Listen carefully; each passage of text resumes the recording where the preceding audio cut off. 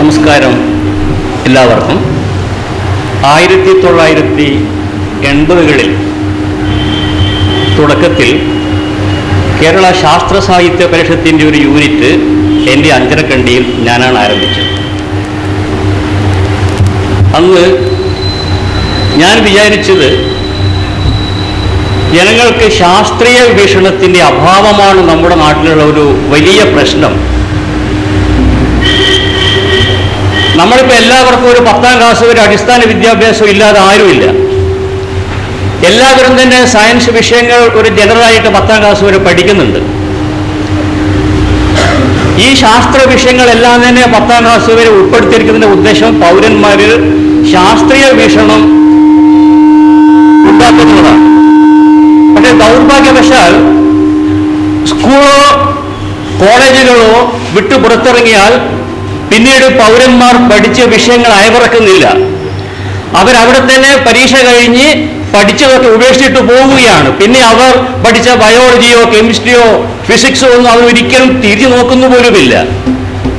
ആ നിലക്ക് സമൂഹം ശാസ്ത്രബോധമില്ലായ്മയിലേക്ക്, ശാസ്ത്രീയമായ വിഷയങ്ങളെക്കുറിച്ച് അജ്ഞാനികളാവുകയാണ്.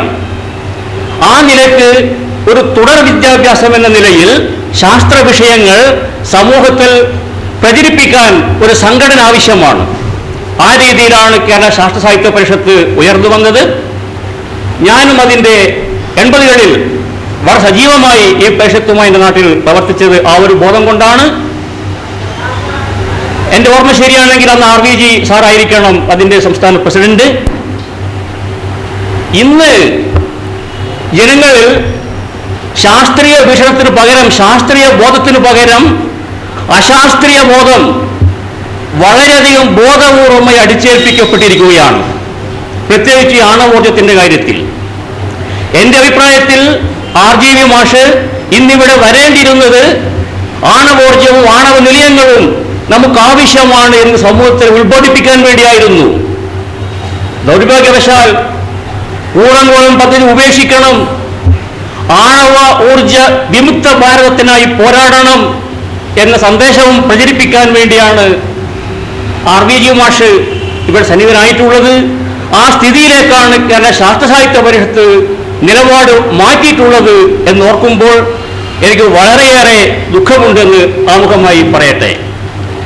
കൂടംകുളം ആണവ നിലയം ഉപേക്ഷിക്കണമെന്ന ചോദ്യത്തിന് ഒറ്റ വാക്കിൽ ഉത്തരം പറയാം. തമിഴ്നാട് മുഖ്യമന്ത്രി ജയലളിത അധികാരമേറ്റെടുത്തപ്പോൾ കൂടംകുളം ആണവ പദ്ധതിക്കെതിരായിരുന്നില്ല, പദ്ധതിയുമായി മുന്നോട്ട് പോവുകയായിരുന്നു. അപ്പോഴാണ് കൂടംകുളം സമരം പൊട്ടിപ്പുറപ്പെടുന്നത്. അതൊരു വലിയ ജനകീയ സമരമായി മുന്നേറുമെന്ന് ജയലളിത കണ്ടപ്പോൾ ജയലളിത ആ സമരത്തിന്റെ ഭാഗത്ത് നിന്നു, സമരത്തെ അനുകൂലിച്ചു. അതുകൊണ്ട് കൂടംകുളം ആ ഭാഗത്ത് നിന്ന് പോലീസ് പ്രൊട്ടക്ഷനൊക്കെ പിൻവലിച്ചു. കൂടംകുളം കഴിഞ്ഞ വർഷം കമ്മീഷൻ ചെയ്യേണ്ടതായിരുന്നു, കമ്മീഷൻ ചെയ്യാൻ കഴിഞ്ഞില്ല.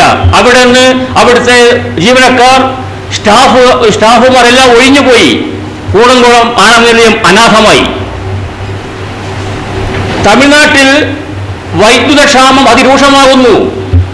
അവിടെ സ്ഥാപിക്കപ്പെട്ട കാറ്റാടി യന്ത്രങ്ങൾ ആവശ്യമായ കാറ്റ് ലഭിക്കാത്തത് മൂലം വൈദ്യുതോൽപാദനം കുറയുന്നു. 3000 കിലോവാട്ട് വൈദ്യുതിയുടെ ക്ഷാമം തമിഴ്നാട് അനുഭവിക്കുന്നു. 10ഉം 12ഉം മണിക്കൂർ വൈദ്യുത പവർ കട്ട്. ജനത പ്ലേറ്റ് മാറ്റി. കൂടംകുളം പദ്ധതി വേണം. അതിനു മുമ്പ് അബ്ദുൽ കലാം, നമ്മുടെ മുൻ പ്രസിഡന്റ് അബ്ദുൽ കലാം വന്ന് അതൊക്കെ വെരിഫൈ ചെയ്ത് അനുകൂലമായ റിപ്പോർട്ട് എടുത്തിട്ടും ജയലളിത അണങ്ങിയിരുന്നില്ല. പക്ഷേ പവർ കട്ട് രൂക്ഷമായി. അങ്ങനെ വീണ്ടും അവർ പച്ചക്കൊടി കാട്ടിയിരിക്കുകയാണ്. ഇപ്പോൾ അവർ തമിഴ്നാട് ആദ്യം ഉൽപ്പാദിപ്പിക്കുന്ന 1000 മെഗാവാട്ട് യൂണിറ്റ് മുഴുവനും തമിഴ്നാട്ടിന് വേണം എന്ന് പ്രധാനമന്ത്രിയോട് ആവശ്യപ്പെട്ടിരിക്കുകയാണ്. തമിഴ്നാട്ടിൽ നിന്നുള്ള ഒരു മന്ത്രി നാരായണസ്വാമി അത് കൊടുക്കാനും തീരുമാനിച്ചിരിക്കുന്നു. ഗാഡ്ഗിൽ ഫോർമുല പ്രകാരം ആദ്യം ഉൽപ്പാദിപ്പിക്കുന്ന 1000 മെഗാവാട്ട് പദ്ധതി വൈദ്യുതിയിൽ നിന്ന് 133 മെഗാവാട്ട് വൈദ്യുതി നമുക്ക് ലഭിക്കേണ്ടതായിരുന്നു. നമുക്കിവിടെ വൈദ്യുതി ഇല്ല. വൈദ്യുതി ക്ഷാമമുണ്ട്. 133 മെഗാവാട്ട് വൈദ്യുതി എന്നത് നിസ്സാര കാര്യമല്ല. ഇതാണ് ഇപ്പോൾ സ്ഥിതി. കൂടംകുളം ആണവ നിലയം കമ്മീഷൻ ചെയ്യാൻ പോവുകയാണ്. നമ്മൾ എതിർത്താലും ഇല്ലെങ്കിലും അത് യാഥാർത്ഥ്യമാണ്. ആധുനിക ശാസ്ത്രത്തിന്റെ എല്ലാവിധ കണ്ടുപിടുത്തങ്ങളെയും അത് മനുഷ്യരാശിക്ക് നൽകുന്ന സൗകര്യങ്ങളെയും എതിർക്കുന്ന ഒരു വിഭാഗം ആളുകൾ എന്നും ഉണ്ടായിട്ടുണ്ട്. ശാസ്ത്രത്തിന്റെ ഒട്ടുമൊത്തം സംഭാവനകളെയും വിവിധ കോണുകളിൽ നിന്ന് ഇന്നും എതിർക്കുന്നുണ്ട്. മോഡേൺ മെഡിസിൻ, ബയോടെക്നോളജി, ഹരിത വിപ്ലവം, ആണവവിദ്യ എന്നിങ്ങനെ എല്ലാവർക്കും എതിർപ്പുകൾ ഇപ്പോൾ തുടർന്നു വരുന്നു. ഇത്തരം എതിർപ്പുകൾക്ക് പിന്നിലുള്ള കാരണങ്ങൾ രാഷ്ട്രീയമാവാം, മതപരമാവാം, അജ്ഞതയോ ഭയം മൂലമോ ആകാം. അത്തരത്തിലുള്ള ഒരു എതിർപ്പായിട്ടാണ് ന്യൂക്ലിയർ ടെക്നോളജിയുടെ എതിർപ്പിനെ ഞാൻ കാണുന്നത്. ആണവോർജത്തിന്റെ കാര്യത്തിൽ 1954 സോവിയറ്റ് റഷ്യയിൽ മോസ്കോ നഗരത്തിന് പുറത്ത് ഒഗ്നിസ്കി എന്ന സ്ഥലത്താണ് ലോകത്തിലെ ആദ്യത്തെ ആണവ വൈദ്യുത നിലയം പ്രവർത്തിച്ചു തുടങ്ങുന്നത്. പിന്നീട് 1958 അമേരിക്കയിൽ shipping boat atomic power station എന്ന പേരിൽ പൂർണ്ണമായ തോതിൽ വ്യാവസായികമായി വൈദ്യുതി ഉൽപ്പാദിപ്പിക്കുന്ന ആറ്റമിക് ഇലക്ട്രിക് പവർ പ്ലാന്റ് പ്രവർത്തനം തുടങ്ങി. ഇന്ന് ലോകത്ത് 31 രാജ്യങ്ങളിലായി 436 ആണവ റിയാക്ടറുകൾ പ്രവർത്തിക്കുന്നുണ്ട്. 62 ആണവ നിലയങ്ങളുടെ നിർമ്മാണം പുരോഗമിക്കുന്നു. 317 പുതിയ പ്ലാന്റുകൾ പ്രപ്പോസ് ചെയ്യപ്പെട്ടിട്ടുണ്ട്. ഇന്ത്യയിൽ 20 ആണവ നിലയങ്ങൾ പ്രവർത്തിക്കുന്നു. 7 പുതിയ റിയാക്ടറുകൾ നിർമ്മാണ ദശയിലാണ്. ഏകദേശം 60 കൊല്ലക്കാലത്ത് ആണവ നിലയങ്ങളുടെ ചരിത്രത്തിൽ ഇതുവരെ ഉണ്ടായിട്ടുള്ളത് 3 അപകടങ്ങളാണ്. ഈ അപകടങ്ങളെ പർവ്വതീകരിച്ച് കാണിച്ചിട്ടാണ് ആണവോർജത്തെ എതിർക്കുന്നവർ ജനങ്ങളെ ഭയപ്പെടുത്തുന്നത്. ഈ 3 അപകടങ്ങളിൽ ആണവ വികിരണം കൊണ്ട് മരണപ്പെട്ടത് 1986 ചെർണോബിലിൽ 50 ആളുകൾ മാത്രമാണ്. 79 അമേരിക്കയിലെ 3 മൈൽ നയന്റെ അപകടത്തിൽ ആരും മരണപ്പെട്ടിട്ടില്ല. 2011 മാർച്ചിൽ ഫുകുഷിമയിൽ എന്ന അപകടത്തിൽ വികിരണം കൊണ്ടാരും മരണപ്പെട്ടിട്ടില്ല. 25,000 ആളുകൾ മരണപ്പെട്ടത് സുനാമിയിലും ഭൂകമ്പത്തിലും പെട്ടിട്ടാണ്. 40 വർഷങ്ങൾക്ക് മുൻപുള്ള ടെക്നോളജി ഉപയോഗിച്ചിട്ടുള്ള ആണവ നിലയമാണത്. ഫുകുഷിമയിലേത് 40 വർഷം മുമ്പുള്ള ടെക്നോളജിയാണ്. നമുക്കറിയാം ടെക്നോളജിയിൽ ഒരു സ്റ്റാഗ്നേഷൻ ഇല്ല, അത് അനുസ്യൂതം വളരുകയാണ്. 40 കൊല്ലം മുമ്പത്തെ ടെക്നോളജി അല്ല ഇന്ന്. 40 വർഷം മുമ്പ് വരാൻ പോകുന്ന ടെക്നോളജി ഇന്നുള്ളതല്ല. ഇന്നുള്ള ഒരുപാട് സമസ്യകൾക്ക്, ഒരുപാട് നിസ്സഹായതകൾക്ക്, നമ്മുടെ കഴിവുകേടുകൾക്ക് 40 വർഷത്തിന് ശേഷം ടെക്നോളജി ഉത്തരം തരും, ശാസ്ത്രം ഉത്തരം തരും. അതാണ് ടെക്നോളജി. 40 വർഷം മുമ്പത്തെ ടെക്നോളജി പ്രകാരം നിർമ്മിച്ച റിയാക്ടറാണ് ഫുകുഷിമയിലെങ്കിലും അത് തകർന്നത് അതിന്റെ തകർ കൊണ്ടല്ല, സുനാമിയും ഭൂകമ്പവും വന്നതുകൊണ്ടാണ്. സുനാമിയും ഭൂകമ്പവും വന്നില്ലായിരുന്നെങ്കിൽ അതിപ്പോൾ അവിടെ നിലനിൽക്കുമായിരുന്നു. സുനാമിയും ഭൂകമ്പവും വരാവുന്ന ഒരു സ്ഥലത്ത് അത് സ്ഥാപിക്കപ്പെട്ടില്ല, അതാണ് അതിന് തകരാറ്. സുനാമിയും ഭൂകമ്പവും എത്ര വരുമെന്ന് ആർക്കും പ്രതീക്ഷിക്കാൻ പറ്റുമോ? സാന്റി നമ്മൾ പ്രതീക്ഷിച്ചുവോ? ഒരുപക്ഷെ അതിഭയങ്കരമായ സുനാമി ഭൂകമ്പം ഒരു ഭൂകമ്പം ഒഴിച്ചു പോയേക്കാം, അതൊന്നും ആർക്കും പ്രവചിക്കാൻ പറ്റില്ല. പക്ഷേ ഇന്നത്തെ ടെക്നോളജി 40 വർഷം മുമ്പ് സ്ഥാപിച്ച ഫുകുഷിമയുടെ ടെക്നോളജി അല്ല കൂടംകുളത്തേത്. 40 വർഷം കൊണ്ട് ടെക്നോളജി വളർന്നിട്ടുണ്ട്. കൂടംകുളത്തെ ആണവ നിലയം ഏറ്റവും ലേറ്റസ്റ്റ് ആയ ടെക്നോളജിയാണ്. ആണവാപകടങ്ങളെ കുറിച്ച് പെരുപ്പിച്ച് പറഞ്ഞ് സാങ്കല്പിക ഭീതി പരത്തുന്നവർ ഡാമുകളും കൽക്കരി ഖനികളും തകർന്നുണ്ടാകുന്ന അപകടങ്ങളെ കുറിച്ച് മിണ്ടാറില്ല. ചൈനയിൽ ശരാശരി ഓരോ ദിവസവും 5 പേർ വീതം ഖനിയാപകടങ്ങളിൽ മരണപ്പെടുന്നുണ്ട്.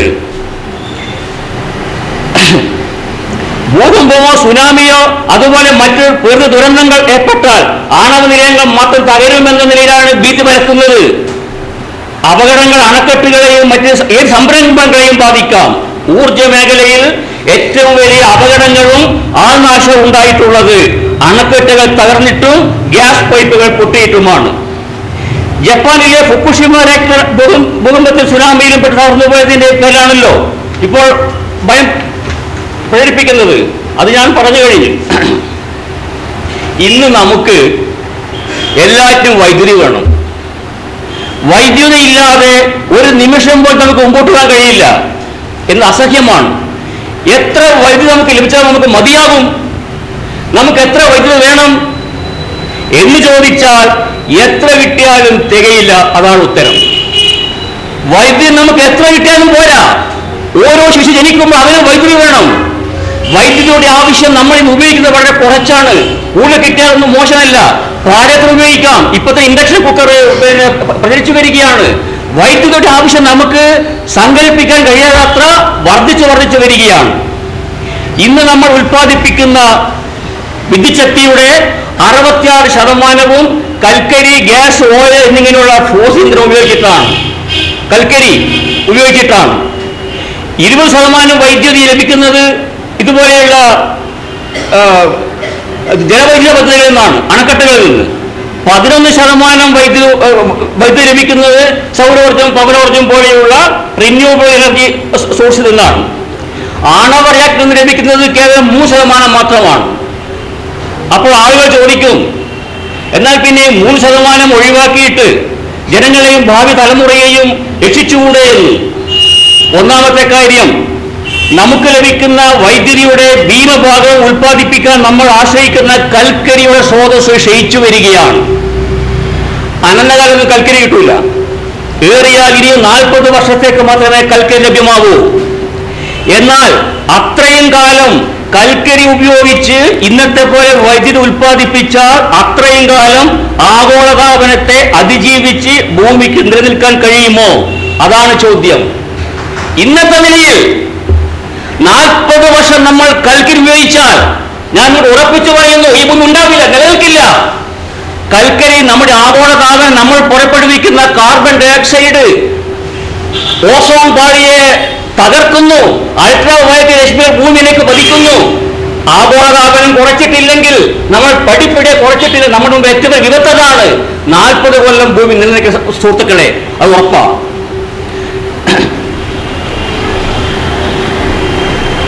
അപ്പോൾ കൽക്കരിയുടെ ഉപയോഗം കുറച്ച് ബദൽ മാർഗങ്ങൾ ആരായുക എന്നത് മനുഷ്യരാശി നേരിടുന്ന നിലനിൽപ്പിന്റെ ഏറ്റവും വലിയ പ്രശ്നമാണ്.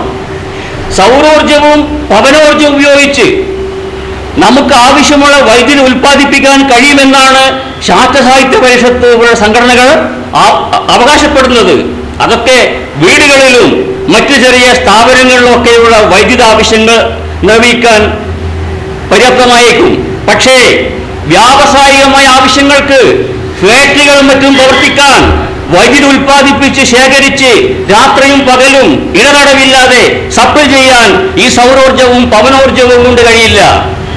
നിലവിൽ അതിനുള്ള ടെക്നോളജി ഇല്ല എന്നത് മാത്രമല്ല പ്രശ്നം, അതിനു വേണ്ടുന്ന സ്ഥലവും മുടക്കുമുതലുമാണ്. എത്ര വിസ്തൃതിയിലാണ് നമ്മൾ സോളാർ പാനലുകൾ വിരിക്കുക? എത്ര വിസ്തൃതമായ സ്ഥലത്താണ് നമ്മൾ കാറ്റയന്ത്രങ്ങൾ സ്ഥാപിക്കുക? എന്നാൽ തന്നെയും സൂര്യപ്രകാശവും കാറ്റും അപ്പോൾ ഒരുപോലെ ലഭിക്കുമോ? സോളാർ പാനലിന്റെ ആയുസ് എത്രയാണ്? ഒരു പാനൽ സ്ഥാപിച്ചാൽ മാക്സിമം 20 വർഷം. ഇത് മാറ്റി സ്ഥാപിക്കണം. അതിന്റെ ചെലവ് എത്രയാണ്? ഈ പകൽ സൗരോർജ്ജം എങ്ങനെയാണ് വൈദ്യുതി ഉണ്ടാക്കുന്നതെന്നാൽ, ഇത് സിലിക്കൺ ഉപയോഗിക്കുന്നത്. ആ സിലിക്കണിൽ സൂര്യപ്രകാശം തട്ടുമ്പോൾ സിലിക്കണിന് സ്വതന്ത്രമാകുന്ന ഇലക്ട്രോൺ, ആ ഇലക്ട്രോണിന്റെ ഒഴുക്കാണ് കരണ്ട്. ആ വൈദ്യുതി ശേഖരിച്ച് DC കരണ്ട് ആക്കണമെങ്കിൽ ബാറ്ററി വേണം. എത്ര ബാറ്ററി വേണം? ഈ ബാറ്ററികൾ നമ്മൾ എവിടെ നമ്മൾ കളയും? സൗരോർജ്ജം കൊണ്ട് ഉപയോഗിക്കുന്ന സോളാർ പ്ലാന്റുകളിലെ ബാറ്ററി, ആ ബാറ്ററി ഇന്നൊരു വലിയ പ്രശ്നമാണ്. ഇന്ന് ഈ സൗരോർജ്ജവും പവനോർജ്ജവും കൊണ്ട് ഉൽപ്പാദിപ്പിക്കുന്ന പ്രശ്നങ്ങളെ ഞാൻ പറയുന്നത് കാര്യമായി. കൽക്കരിയും മറ്റ് ഫോസിൽ ഇന്ധനങ്ങൾ ഇല്ലാത്ത അവസ്ഥയിൽ മുഴുവൻ വൈദ്യുതിയും, അതായത് കൽക്കരിയും ഫോസിൽ ഇന്ധനങ്ങൾ ഇല്ലാത്ത അവസ്ഥയിൽ നമുക്ക് ആവശ്യമുള്ള വൈദ്യുതി മുഴുവൻ ഒരിക്കലും ഈ സൗരോർജ്ജവും പവനോർജ്ജവും പോലുള്ള റിന്യൂവബിൾ എനർജി സോഴ്സുകളിൽ നിന്ന് ഉൽപ്പാദിപ്പിക്കാൻ കഴിയില്ല. പുതിയ ജലവൈദ്യുത പദ്ധതികൾ സ്ഥാപിക്കാനുള്ള സാധ്യതകൾ ഇനി വിരളമാണ്. പറഞ്ഞു വരുന്നത്, ഇപ്പോഴും ഇനി ഭാവിയിലും നമ്മൾ നേരിടുന്ന വൈദ്യുതിയുടെ ആവശ്യം മുഴുവനും പരിഹരിക്കാൻ ഈ പറയുന്ന സൗരോർജ്ജം കൊണ്ടും പവനോർജ്ജം കൊണ്ടും നമുക്ക് കഴിയില്ല എന്നതാണ്. എന്താണ് ആണവ നിലയങ്ങൾക്ക് ഐക്യം കൽപ്പിക്കാനുള്ള കാരണങ്ങൾ? എന്താ പ്രശ്നം? അപകടങ്ങളുടെ കാര്യം ഞാൻ പറഞ്ഞു. ആണവ റിയാക്ടറുകളിൽ നിന്ന് സ്വയം അപകടം ഉണ്ടാകാനുള്ള സാധ്യതകൾ 100% ഇല്ലാതാക്കാനുള്ള ആധുനിക സാങ്കേതിക വിദ്യ ഇന്ന് നിലവിലുണ്ട്. ഈ സാങ്കേതിക വിദ്യ വളരുകയാണ്. ഇവിടത്തം വരെ ഈ ടെക്നോളജി വളർന്നിട്ടുണ്ടെങ്കിൽ നിങ്ങൾ അത് പ്രതീക്ഷ അർപ്പിക്കണം. ഇനിയും അത് വളരുമെന്ന്. ഇന്ന് കണ്ടെത്താൻ കഴിയാത്ത പ്രശ്നങ്ങൾ നമുക്ക് സൊല്യൂഷൻ ഉണ്ട്. പ്രശ്നങ്ങളല്ല ഉള്ളത്, സൊല്യൂഷനാണ് ഉള്ളത്. പിന്നെ മനുഷ്യന് സാധ്യമല്ലാത്ത കാരണങ്ങളാൽ പ്രാകൃതികമായ കാരണം അപകടമുണ്ടായാൽ അത് ആർക്കും പ്രവചിക്കാൻ പറ്റുമോ? എന്തിനാ അപകടമില്ലാത്തത്? മറ്റൊരു പ്രശ്നം ആണവ മാലിന്യങ്ങളാണ്. വൈദ്യുതി ഉൽപ്പാദിക്കുമ്പോൾ ഏറ്റവും കുറവ് വേസ്റ്റ് ഉണ്ടാകുന്നത് ആണവ നിലയങ്ങളിൽ നിന്നാണ്. ഒരാൾക്ക് ഒരു വർഷം മുഴുവൻ ആവശ്യമായ വൈദ്യുതി ആണവ നിലയത്തിൽ നിന്ന് ഉൽപ്പാദിപ്പിച്ചാൽ ആകെ ഉണ്ടാകുന്നത് 50 ഗ്രാം യുറേനിയം മാത്രമായിരിക്കും. അതേസമയം കൽക്കരി ഉപയോഗിക്കുന്ന തെർമൽ പ്ലാന്റിൽ നിന്ന് ഒരാൾ ഒരു വർഷം ആവശ്യമായ വൈദ്യുതി ഉൽപ്പാദിപ്പിച്ചാൽ ഉണ്ടാകുന്ന കാർബൺ ഡയോക്സൈഡ് 10,000 കിലോഗ്രാം ആയിരിക്കും. അവശേഷിക്കുന്ന ചാരം വേറെയുണ്ട്. ആ ചാരത്തിൽ ഹെവി മെറ്റൽസും നേരിയ തോതിൽ റേഡിയേഷനും ഉണ്ടാകും. ആ മാലിന്യങ്ങളൊക്കെ കാർബൺ ഡയോക്സൈഡും ചാരവും ഈ ഹെവി മെറ്റൽസും ഒക്കെ അന്തരീക്ഷത്തിലും മണ്ണിലൊക്കെയായി അങ്ങനെ നിക്ഷേപിച്ച് വ്യാപിച്ച് കിടക്കുകയാണ്. അതൊക്കെ നമുക്ക് ഉണ്ടാവും ഭീഷണിയായിട്ട്. ആണവ മാലിന്യങ്ങളെ വളരെ സുരക്ഷിതമായി സൂക്ഷിച്ചു വരികയാണ്. ആണവ മാലിന്യങ്ങളുടെ അളവിനെ കുറിച്ച് അതിശയോക്തിപരമായ കണക്കുകളാണ് പ്രചരിപ്പിക്കുന്നത്. അമേരിക്കയിൽ 104 റിയാക്ടറുകൾ പ്രവർത്തിക്കുന്നുണ്ട്. ആ അമേരിക്കയിലെ 104 റിയാക്ടറുകൾ 60 കൊല്ലം പ്രവർത്തിച്ചതിന് ഫലമായിട്ടുണ്ടായ വേസ്റ്റുകൾ ആകെ എടുത്താൽ ഒരു ഫുട്ബോൾ റൗണ്ടിന്റെ അത്രയും വീതിയിൽ 10 മീറ്റർ കുഴിയെടുത്താൽ ആ കുഴിയിൽ നിക്ഷേപിക്കാവുന്ന ആണവ വേസ്റ്റുകളെ 60 കൊല്ലം ഉണ്ടായിട്ടുള്ളൂ. അതൊക്കെ അവർ സൂക്ഷിച്ചു വെച്ചിരിക്കുകയാണ്. അണുവിൽ അപരിമിതമായ ഊർജമാണുള്ളത്. E=mc² എന്ന സമവാക്യത്തിലൂടെ ആൽബർട്ട് ഐൻസ്റ്റീൻ അത് ആവിഷ്കരിക്കുമ്പോൾ ആണവ വിദ്യ മനുഷ്യരാശിയുടെ സർവതോമുഖമായ പുരോഗതി ഉപകരിക്കുമെന്നാണ് അദ്ദേഹം ആശിച്ചത്. എന്നാൽ മനുഷ്യനെ ചുട്ടുകരിക്കാനാണ് രാഷ്ട്രീയ കാരണങ്ങളാൽ ആ വിദ്യ ഉപയോഗപ്പെടുത്തപ്പെട്ടത്. അന്നു മുതലാണ് ആണവ വിദ്യയെക്കുറിച്ച് ആളുകൾക്ക് ഭയമുണ്ടാകുന്നത്. ഹിരോഷിമയിൽ സംഭവിച്ചത് ശാസ്ത്രത്തിന്റെ തെറ്റല്ല, ശാസ്ത്രത്തിന്റെ ദുരുപയോഗമാണ്. ദുരുപയോഗം ചെയ്യപ്പെടുമെന്ന് കരുതി നമുക്ക് ശാസ്ത്രത്തെ ഒഴിവാക്കാൻ പറ്റുമോ? കാരണം ശാസ്ത്രത്തിന്റെ സംഭാവനകൾ മനുഷ്യന്റെ നിലനിൽപ്പുമായി ബന്ധപ്പെട്ടിരിക്കുന്നു. ശാസ്ത്രം ഇന്നില്ലെങ്കിൽ നമ്മൾ ഈ സദസ്സിൽ നഗ്നനായി നിൽക്കേണ്ടി വരും. നമ്മുടെ ഉടുപ്പിലും ഭക്ഷണത്തിലെല്ലാം ഇന്ന് ശാസ്ത്രമുണ്ട്. ശാസ്ത്രമില്ലെങ്കിൽ ലോകമില്ല. അപ്പോൾ ശാസ്ത്രത്തിന്റെ മറ്റൊരു സംഭാവനയാണ് ന്യൂക്ലിയർ ടെക്നോളജി. ലോകത്ത് നിലവിലുള്ള പുതിയ റിയാക്ടറുകളെല്ലാം തന്നെ 3ാം തലമുറയിൽപ്പെട്ട റിയാക്ടറുകളാണ്. 4ാം തലമുറയിൽപ്പെട്ട റിയാക്ടറുകൾ സജ്ജമാവുന്നതോടുകൂടി സീറോ വേസ്റ്റ്, ആണവ വേസ്റ്റ് തീരെ ഇല്ലാത്ത ഒരു സ്ഥിതിയിലേക്ക് ലോകം പുരോഗമിക്കുകയാണ്. തോറിയം എന്ന മൂലകത്തെയാണ് അപ്പോൾ ആണവ ഇന്ധനമായി ഉപയോഗിക്കുക. ഒരു 2 മിനിറ്റ് കൂടി കാരണം ഇത് അപേക്ഷിക്കുകയാണ്. അപ്പോൾ തോറിയം നിക്ഷേപം ഏറ്റവും കൂടുതലുള്ള രാജ്യമാണ് ഇന്ത്യ.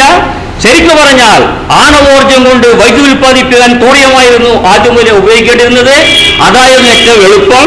യുറേനിയം ഖനനം ചെയ്തെടുത്താൽ അതിൽ നിന്ന് 5% മാത്രമാണ് സമൃദ്ധി യുറേനിയം ലഭിക്കുക. 60-ൽ അമേരിക്കയിൽ തോറിയം പ്ലാന്റ് ഉണ്ടായിരുന്നു. എന്തുകൊണ്ടാണ് ഇതിലേക്ക് തോറിയം പ്ലാന്റ് വികസിച്ചു വന്നില്ല?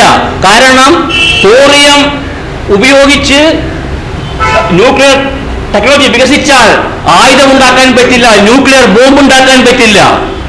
ന്യൂക്ലിയർ ബോംബ് ഉണ്ടാക്കണമെങ്കിൽ യുറേനിയം കൊണ്ട് ഉണ്ടാകുന്ന പ്ലൂട്ടോണിയം എന്ന ബൈ പ്രോഡക്റ്റ് വേണം. പ്ലൂട്ടോണിയമാണ് ന്യൂക്ലിയർ ബോംബ് ഉണ്ടാക്കുന്നത്. അപ്പോൾ അമേരിക്കക്ക് ആയുധം വേണം, ന്യൂക്ലിയർ ബോംബ് വേണം. ശീതസമരം ഉള്ളതുകൊണ്ടാണ് അങ്ങനെ ഒരു അവസ്ഥ വന്നത്.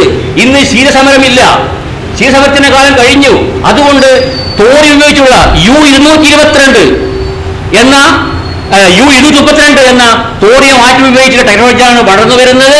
ഭാവിയിൽ ആണവമായിരുന്ന ഒരു പ്രശ്നമല്ല. തോറിയം ഉപയോഗിച്ചാൽ ആയുധമുണ്ടാക്കാൻ പറ്റില്ല. നമ്മുടെ കടൽക്കരയിൽ തന്നെ തോറിയം നിക്ഷേപമായുണ്ട്. നമ്മുടെ ടെക്നോളജി വികസിക്കുകയാണെങ്കിൽ അവികസിത രാജ്യങ്ങൾക്ക് തോറിയം റിയാക്ടർ നമുക്ക് കയറ്റുമതി ചെയ്യാൻ പറ്റും. അതുകൊണ്ട് കൂടംകുളം പദ്ധതി ഉപേക്ഷിക്കുകയാണെങ്കിൽ 60 കൊല്ലം നാം ആർജിച്ച ടെക്നോളജി, നമ്മുടെ വൈജ്ഞാനികമായ നിക്ഷേപം തോൽക്കപ്പെടുവാണെന്നാണ് അർത്ഥം. അതുകൊണ്ട് ആണവ നിലയത്തെ ഞാൻ ആദരിക്കുന്നു. ആണവ ഊർജം ഭാവിയുടെ പ്രത്യാശയാണ്. നിങ്ങളും ആണവ ഊർജത്തെ സ്വാഗതം ചെയ്യണം എന്ന് മാത്രമാണ് എനിക്ക് ഇപ്പോൾ പറയാനുള്ളത്. സുഹൃത്തുക്കളെ, ആദ്യമേ തന്നെ ഇത്തരമൊരു സംവാദം സംഘടിപ്പിച്ച നിർമുക്തയുടെ ഭാരവാഹികളോട് ഞാൻ നന്ദി പറയുകയാണ്. നമുക്ക് പറയാനുള്ള കാര്യങ്ങൾ പറയാനുള്ള ഒരു വേദി കിട്ടുന്നത് വളരെ സന്തോഷമാണ്. പക്ഷേ ഇത്തരം സംവാദങ്ങളിൽ 2 കാര്യങ്ങളുണ്ട് ഏത് സംവാദത്തിലും. ഒന്ന് വസ്തുതകളാണ്, ഫാക്ട്സാണ്. 2 അഭിപ്രായങ്ങളാണ്. അഭിപ്രായങ്ങളുടെ കാര്യത്തിൽ നമുക്ക് ഓരോരുത്തർക്കും നമ്മുടേതായ അഭിപ്രായം ഉണ്ടാകാം. അങ്ങനെ അഭിപ്രായങ്ങളിൽ എത്താൻ വേണ്ട വസ്തുതകൾ നിങ്ങളുടെ മുൻപിൽ അവതരിപ്പിക്കുക എന്നുള്ളതാണ് ഈ അവതരണം കൊണ്ട് ഉദ്ദേശിക്കുന്നത്. നിങ്ങൾ ഏത് നിഗമനത്തിലെത്തുന്നു എന്നുള്ളത് ഒരുപാട് ഘടകങ്ങളെ ആശ്രയിച്ചിരിക്കും. ഒരുപാട് കാര്യങ്ങൾ ഏതാണ് നിങ്ങൾ പ്രധാനമെന്ന് കരുതുന്നത്. ഇപ്പോൾ ശ്രീ സുകുമാരൻ വളരെ പ്രാധാന്യം കൊടുത്ത് പറഞ്ഞ ഒരു സംഗതി ഈ ആണവ അപകടങ്ങളെ പർവ്വതീകരിക്കുന്നു എന്നുള്ളതാണ്. അത് എത്രമാത്രം ഈ പർവ്വതീകരിക്കുക എന്ന് പറയുന്നതിന് ഒരു അഭിപ്രായമാണ്. പക്ഷേ അതിൻ്റെ വസ്തുത എന്താണ്? ഈ വസ്തുത പർവ്വതീകരിക്കപ്പെടുകയാണോ, അല്ലെങ്കിൽ അത് എത്രമാത്രം അളവിൽ കവിഞ്ഞ് പ്രാധാന്യം കൊടുക്കുന്നു എന്ന് എനിക്ക് തോന്നിയാൽ എനിക്ക് തോന്നുന്നു അത് പർവ്വതീകരിക്കുകയാണെന്ന്. പക്ഷേ ഇത് വളരെ പ്രധാനമാണ് എന്ന് എനിക്ക് തോന്നുകയാണെങ്കിൽ ഞാൻ പറയും ഇത് വളരെ പ്രസക്തമാണ്. അപ്പോൾ ആ തീരുമാനം ഞാൻ നിങ്ങൾക്ക് വിടുകയാണ്. പക്ഷെ എന്തെല്ലാമാണ് വസ്തുതകൾ? അദ്ദേഹം പറഞ്ഞത് വളരെ ശരിയാണ്. ആണവ ചരിത്രത്തിൽ വളരെ കുറച്ച് വലിയ അപകടങ്ങളെ ഉണ്ടായിട്ടുള്ളൂ. പക്ഷേ ആണവ വികിരണം പുറത്തേക്ക് വമിച്ച ധാരാളം അപകടങ്ങൾ, കുറഞ്ഞത് 28 മേജർ ഇൻസിഡൻസ് എന്നാണ് അവർ പറയുക, ഉണ്ടായിട്ടുണ്ട്. അതിന് പല ലെവലുകളുണ്ട്. ഇപ്പോൾ ഫുകുഷിമയും ചെർണോബിലും ലെവൽ 7-ലെത്തിയ അപകടങ്ങളാണ്. അതിനു മുമ്പ് അതിന് തൊട്ട് താഴെ ലെവൽ 6-ലെത്തിയ ഒരു അപകടം കിഷ്കിം എന്ന് പറയുന്ന സ്ഥലത്ത് യൂറാൽ പർവ്വതനിരകളിൽ ആണവ വേസ്റ്റുകൾ ഇട്ടിരുന്ന പ്രദേശം, വേസ്റ്റ് ഡംപിലുണ്ടായ ഒരു എക്സ്പ്ലോഷനാണ്. അതുപോലെ ലെവൽ 3, 4 എല്ലാം ഈ ന്യൂക്ലിയർ റിയാക്ടർ മെൽറ്റ് ഡൗൺ, അതിൻ്റെ ഭാഗമായിട്ട് ആണവ വികിരണം പുറത്തേക്ക് വമിക്കുക, വികിരണ മാലിന്യങ്ങൾ പുറത്തേക്ക് വമിക്കുക, ഇത്തരം ധാരാളം അപകടങ്ങൾ ഉണ്ടായിട്ടുണ്ട്. ഈ ഫുകുഷിമയും ചെർണോബിലും ഒരു പരിധിവരെ 3 മൈൽ ഐലൻഡും വളരെയേറെ ശ്രദ്ധ ആകർഷിക്കാൻ കാരണം അതിൻ്റെ ആഘാതം ആർക്കും മൂടിവെക്കാൻ കഴിയാത്ത രീതിയിൽ പുറത്തേക്ക് പരന്നു എന്നുള്ളതാണ്. ആളുകളിലേക്ക് അത് സംക്രമിക്കുകയും അതിൻ്റെ ഫലമായിട്ട് വളരെയധികം ഉത്കണ്ഠ ജനങ്ങളിൽ ഉണ്ടാവുകയും ചെയ്തു. ചെർണോബിൽ അപകടത്തെ തുടർന്ന് അദ്ദേഹം പറഞ്ഞത് വളരെ ശരിയാണ്. ആണവ വികിരണം കൊണ്ട് അപകട സ്ഥലത്ത് വെച്ച് മരിച്ചത് ഏതാണ്ട് 56 പേര് മാത്രമാണ്.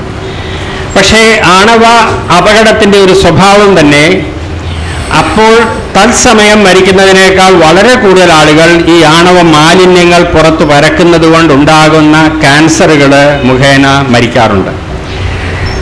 ചെർണോബിൽ അപകട സമയത്ത് റിയാക്ടറിനുള്ളിൽ ഉണ്ടായിരുന്ന ആണവ മാലിന്യങ്ങൾ, ഈ ഫിഷന്റെ ഭാഗമായിട്ടുണ്ടാകുന്ന ഫിഷൻ പ്രോഡക്ട്സ്, ഫിഷന്റെ കൂടെ ഉണ്ടാകുന്ന ന്യൂട്രോണുകൾ ആഗിരണം ചെയ്തുണ്ടാകുന്ന പ്ലൂട്ടോണിയം, ഇത് ഹിരോഷിമയിൽ പൊട്ടിയ ബോംബിന്റെ 400 ഇരട്ടി ആണവ മാലിന്യങ്ങൾ ഈ എക്സ്പ്ലോഷനിൽ പുറത്തേക്ക് തെറിച്ചു.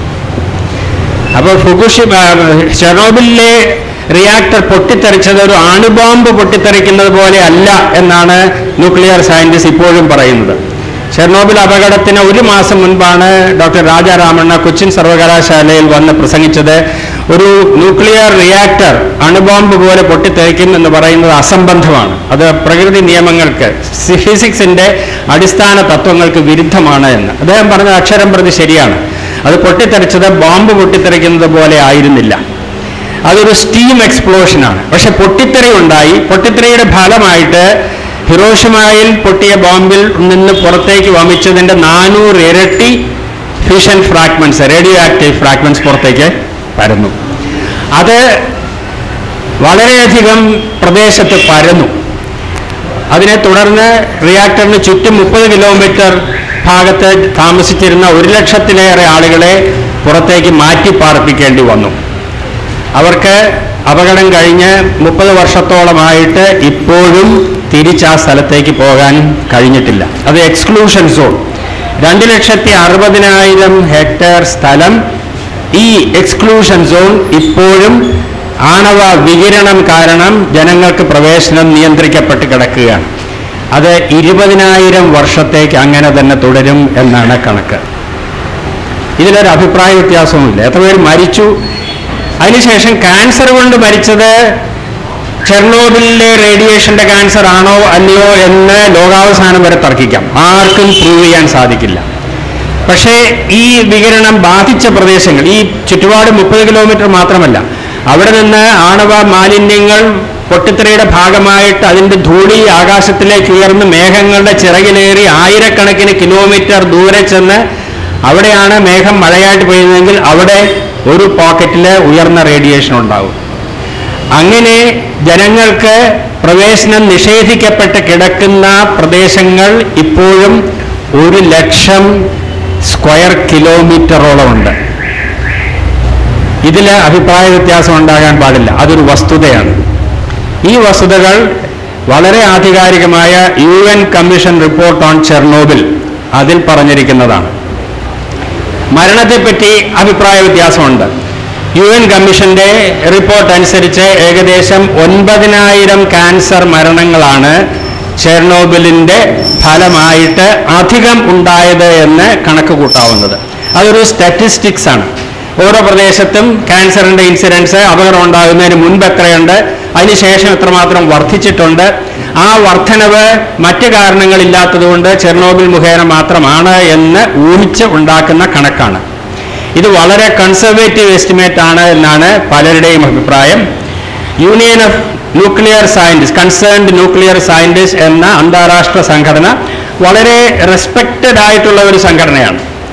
അവരുടെ കണക്കനുസരിച്ച് ചെർണോബിൽ അപകടം മൂലം ഉണ്ടായേക്കാവുന്ന ക്യാൻസർ മരണങ്ങൾ അത് ഇന്നും ഇന്നലെയുമല്ല, കുറേ വർഷങ്ങളിലേക്ക് നീണ്ടു നിൽക്കുന്നത്. അതുകൊണ്ട് അത് പ്രൊജക്ഷൻ മാത്രമാണ്. 27,000 മരണങ്ങൾ ഉണ്ടാകും എന്നാണ് അവർ പറഞ്ഞിരിക്കുന്നത്. അതേസമയം ഗ്രീൻ പീസ് എന്ന സംഘടന അതൊരു പ്രകൃതി സ്നേഹികളുടെ സംഘടനയാണ്. അവരുടെ കണക്കുകൂട്ടൽ എക്സാജറേറ്റഡ് ആണ് എന്നുള്ള ആക്ഷേപമുണ്ടാകാം. പക്ഷേ ഗ്രീൻ പീസിന്റെ എസ്റ്റിമേറ്റ് 2,00,000 ക്യാൻസർ മരണങ്ങൾ ചെർണോബിൽ മൂലം അധികം ഉണ്ടാകും എന്നുള്ളതാണ്. ആ 9,000 മുതൽ 2,00,000 വരെയുള്ള ഒരു റേഞ്ചിൽ ഏതാണ് നമ്മൾ വിശ്വസിക്കാൻ ആഗ്രഹിക്കുന്നത് എന്നത് നമ്മുടെ മനസ്ഥിതിയും അനുസരിച്ചിരിക്കും. പക്ഷേ ഞാൻ ആദ്യം പറഞ്ഞ സംഗതിയിൽ 2,60,000 സ്ക്വയർ ഹെക്ടർ സ്ഥലം എക്സ്ക്ലൂഷൻ സോൺ ജനങ്ങൾക്ക് പ്രവേശനം നിഷേധിക്കപ്പെട്ട് കിടക്കുന്നു എന്നുള്ളതൊരു വസ്തുതയാണ്. 1,00,000 സ്ക്വയർ കിലോമീറ്റർ അതിൽ കൃഷിഭൂമിയുണ്ട്, വളരെ പ്രകൃതി പ്രാധാന്യമുള്ള വനപ്രദേശമുണ്ട്, ചതുപ്പുണ്ട്. അവിടെ ജനങ്ങൾക്ക് ആക്സസ് ഇല്ല. അവിടുത്തെ കാർഷിക ഉൽപ്പന്നങ്ങൾ ഉപയോഗിക്കാൻ പാടില്ലാതെ ഇപ്പോഴും നിരോധിക്കപ്പെട്ട് കിടക്കുകയാണ് എന്നുള്ളതൊരു വസ്തുതയാണ്. ഈ 1,00,000-ലധികം 1,36,000 പേരെ ഈ ചെർണോബിലിന് ചുറ്റുപാടിൽ നിന്ന് മാറ്റിപ്പാർപ്പിക്കേണ്ടി വന്നു 48 മണിക്കൂറിനകം. അവർക്ക് ഇപ്പോഴും അഭയാർത്ഥി ക്യാമ്പുകൾ, അവർക്ക് വേണ്ടി പ്രത്യേകം ഉണ്ടാക്കിയ ടൗൺഷിപ്പുകളിലാണ് താമസം.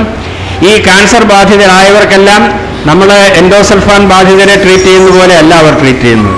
ഇവർക്കെല്ലാം മതിയായ വൈദ്യസഹായം കൊടുക്കുന്നു. മരണമുണ്ടാകാം, പക്ഷേ മതിയായ വൈദ്യസഹായം ഉറപ്പാക്കിക്കൊണ്ടിരിക്കുകയാണ്. ഇതിനു വേണ്ടിയിട്ട് അപകടം നടന്ന് 25 വർഷത്തിന് ശേഷവും ഉക്രൈൻ സംസ്ഥാനത്തിന്റെ മൊത്തം ബഡ്ജറ്റിന്റെ 7% ചെർണോബിൽ അഭയാർത്ഥികളുടെ ട്രീറ്റ്മെന്റിന് വേണ്ടി മാറ്റിവെച്ചുകൊണ്ടിരിക്കുകയാണ്. അതുപോലെ തന്നെ ഈ ബെലാറസ് എന്നുള്ള സോവിയറ്റ് യൂണിയൻ തകർന്നതോടുകൂടി ഈ ചെർണോബിലിന് അപ്പുറം ഇപ്പുറം ഉള്ളത് 2 രാജ്യങ്ങളായിട്ട് മാറി. ഒന്ന് യുക്രൈനും ഒന്ന് ബെലാറസും. ബെലാറസിന് അവരുടെ ഈ പുനരധിവാസത്തിന് വേണ്ടി ഏറ്റവും കൂടുതൽ ചെലവാക്കേണ്ടി വന്ന അവർക്കാണ്. അതിൻ്റെ മൊത്തം കണക്ക് അവരുടെ ഔദ്യോഗിക കണക്ക് പ്രകാരം $235 ബില്യൺ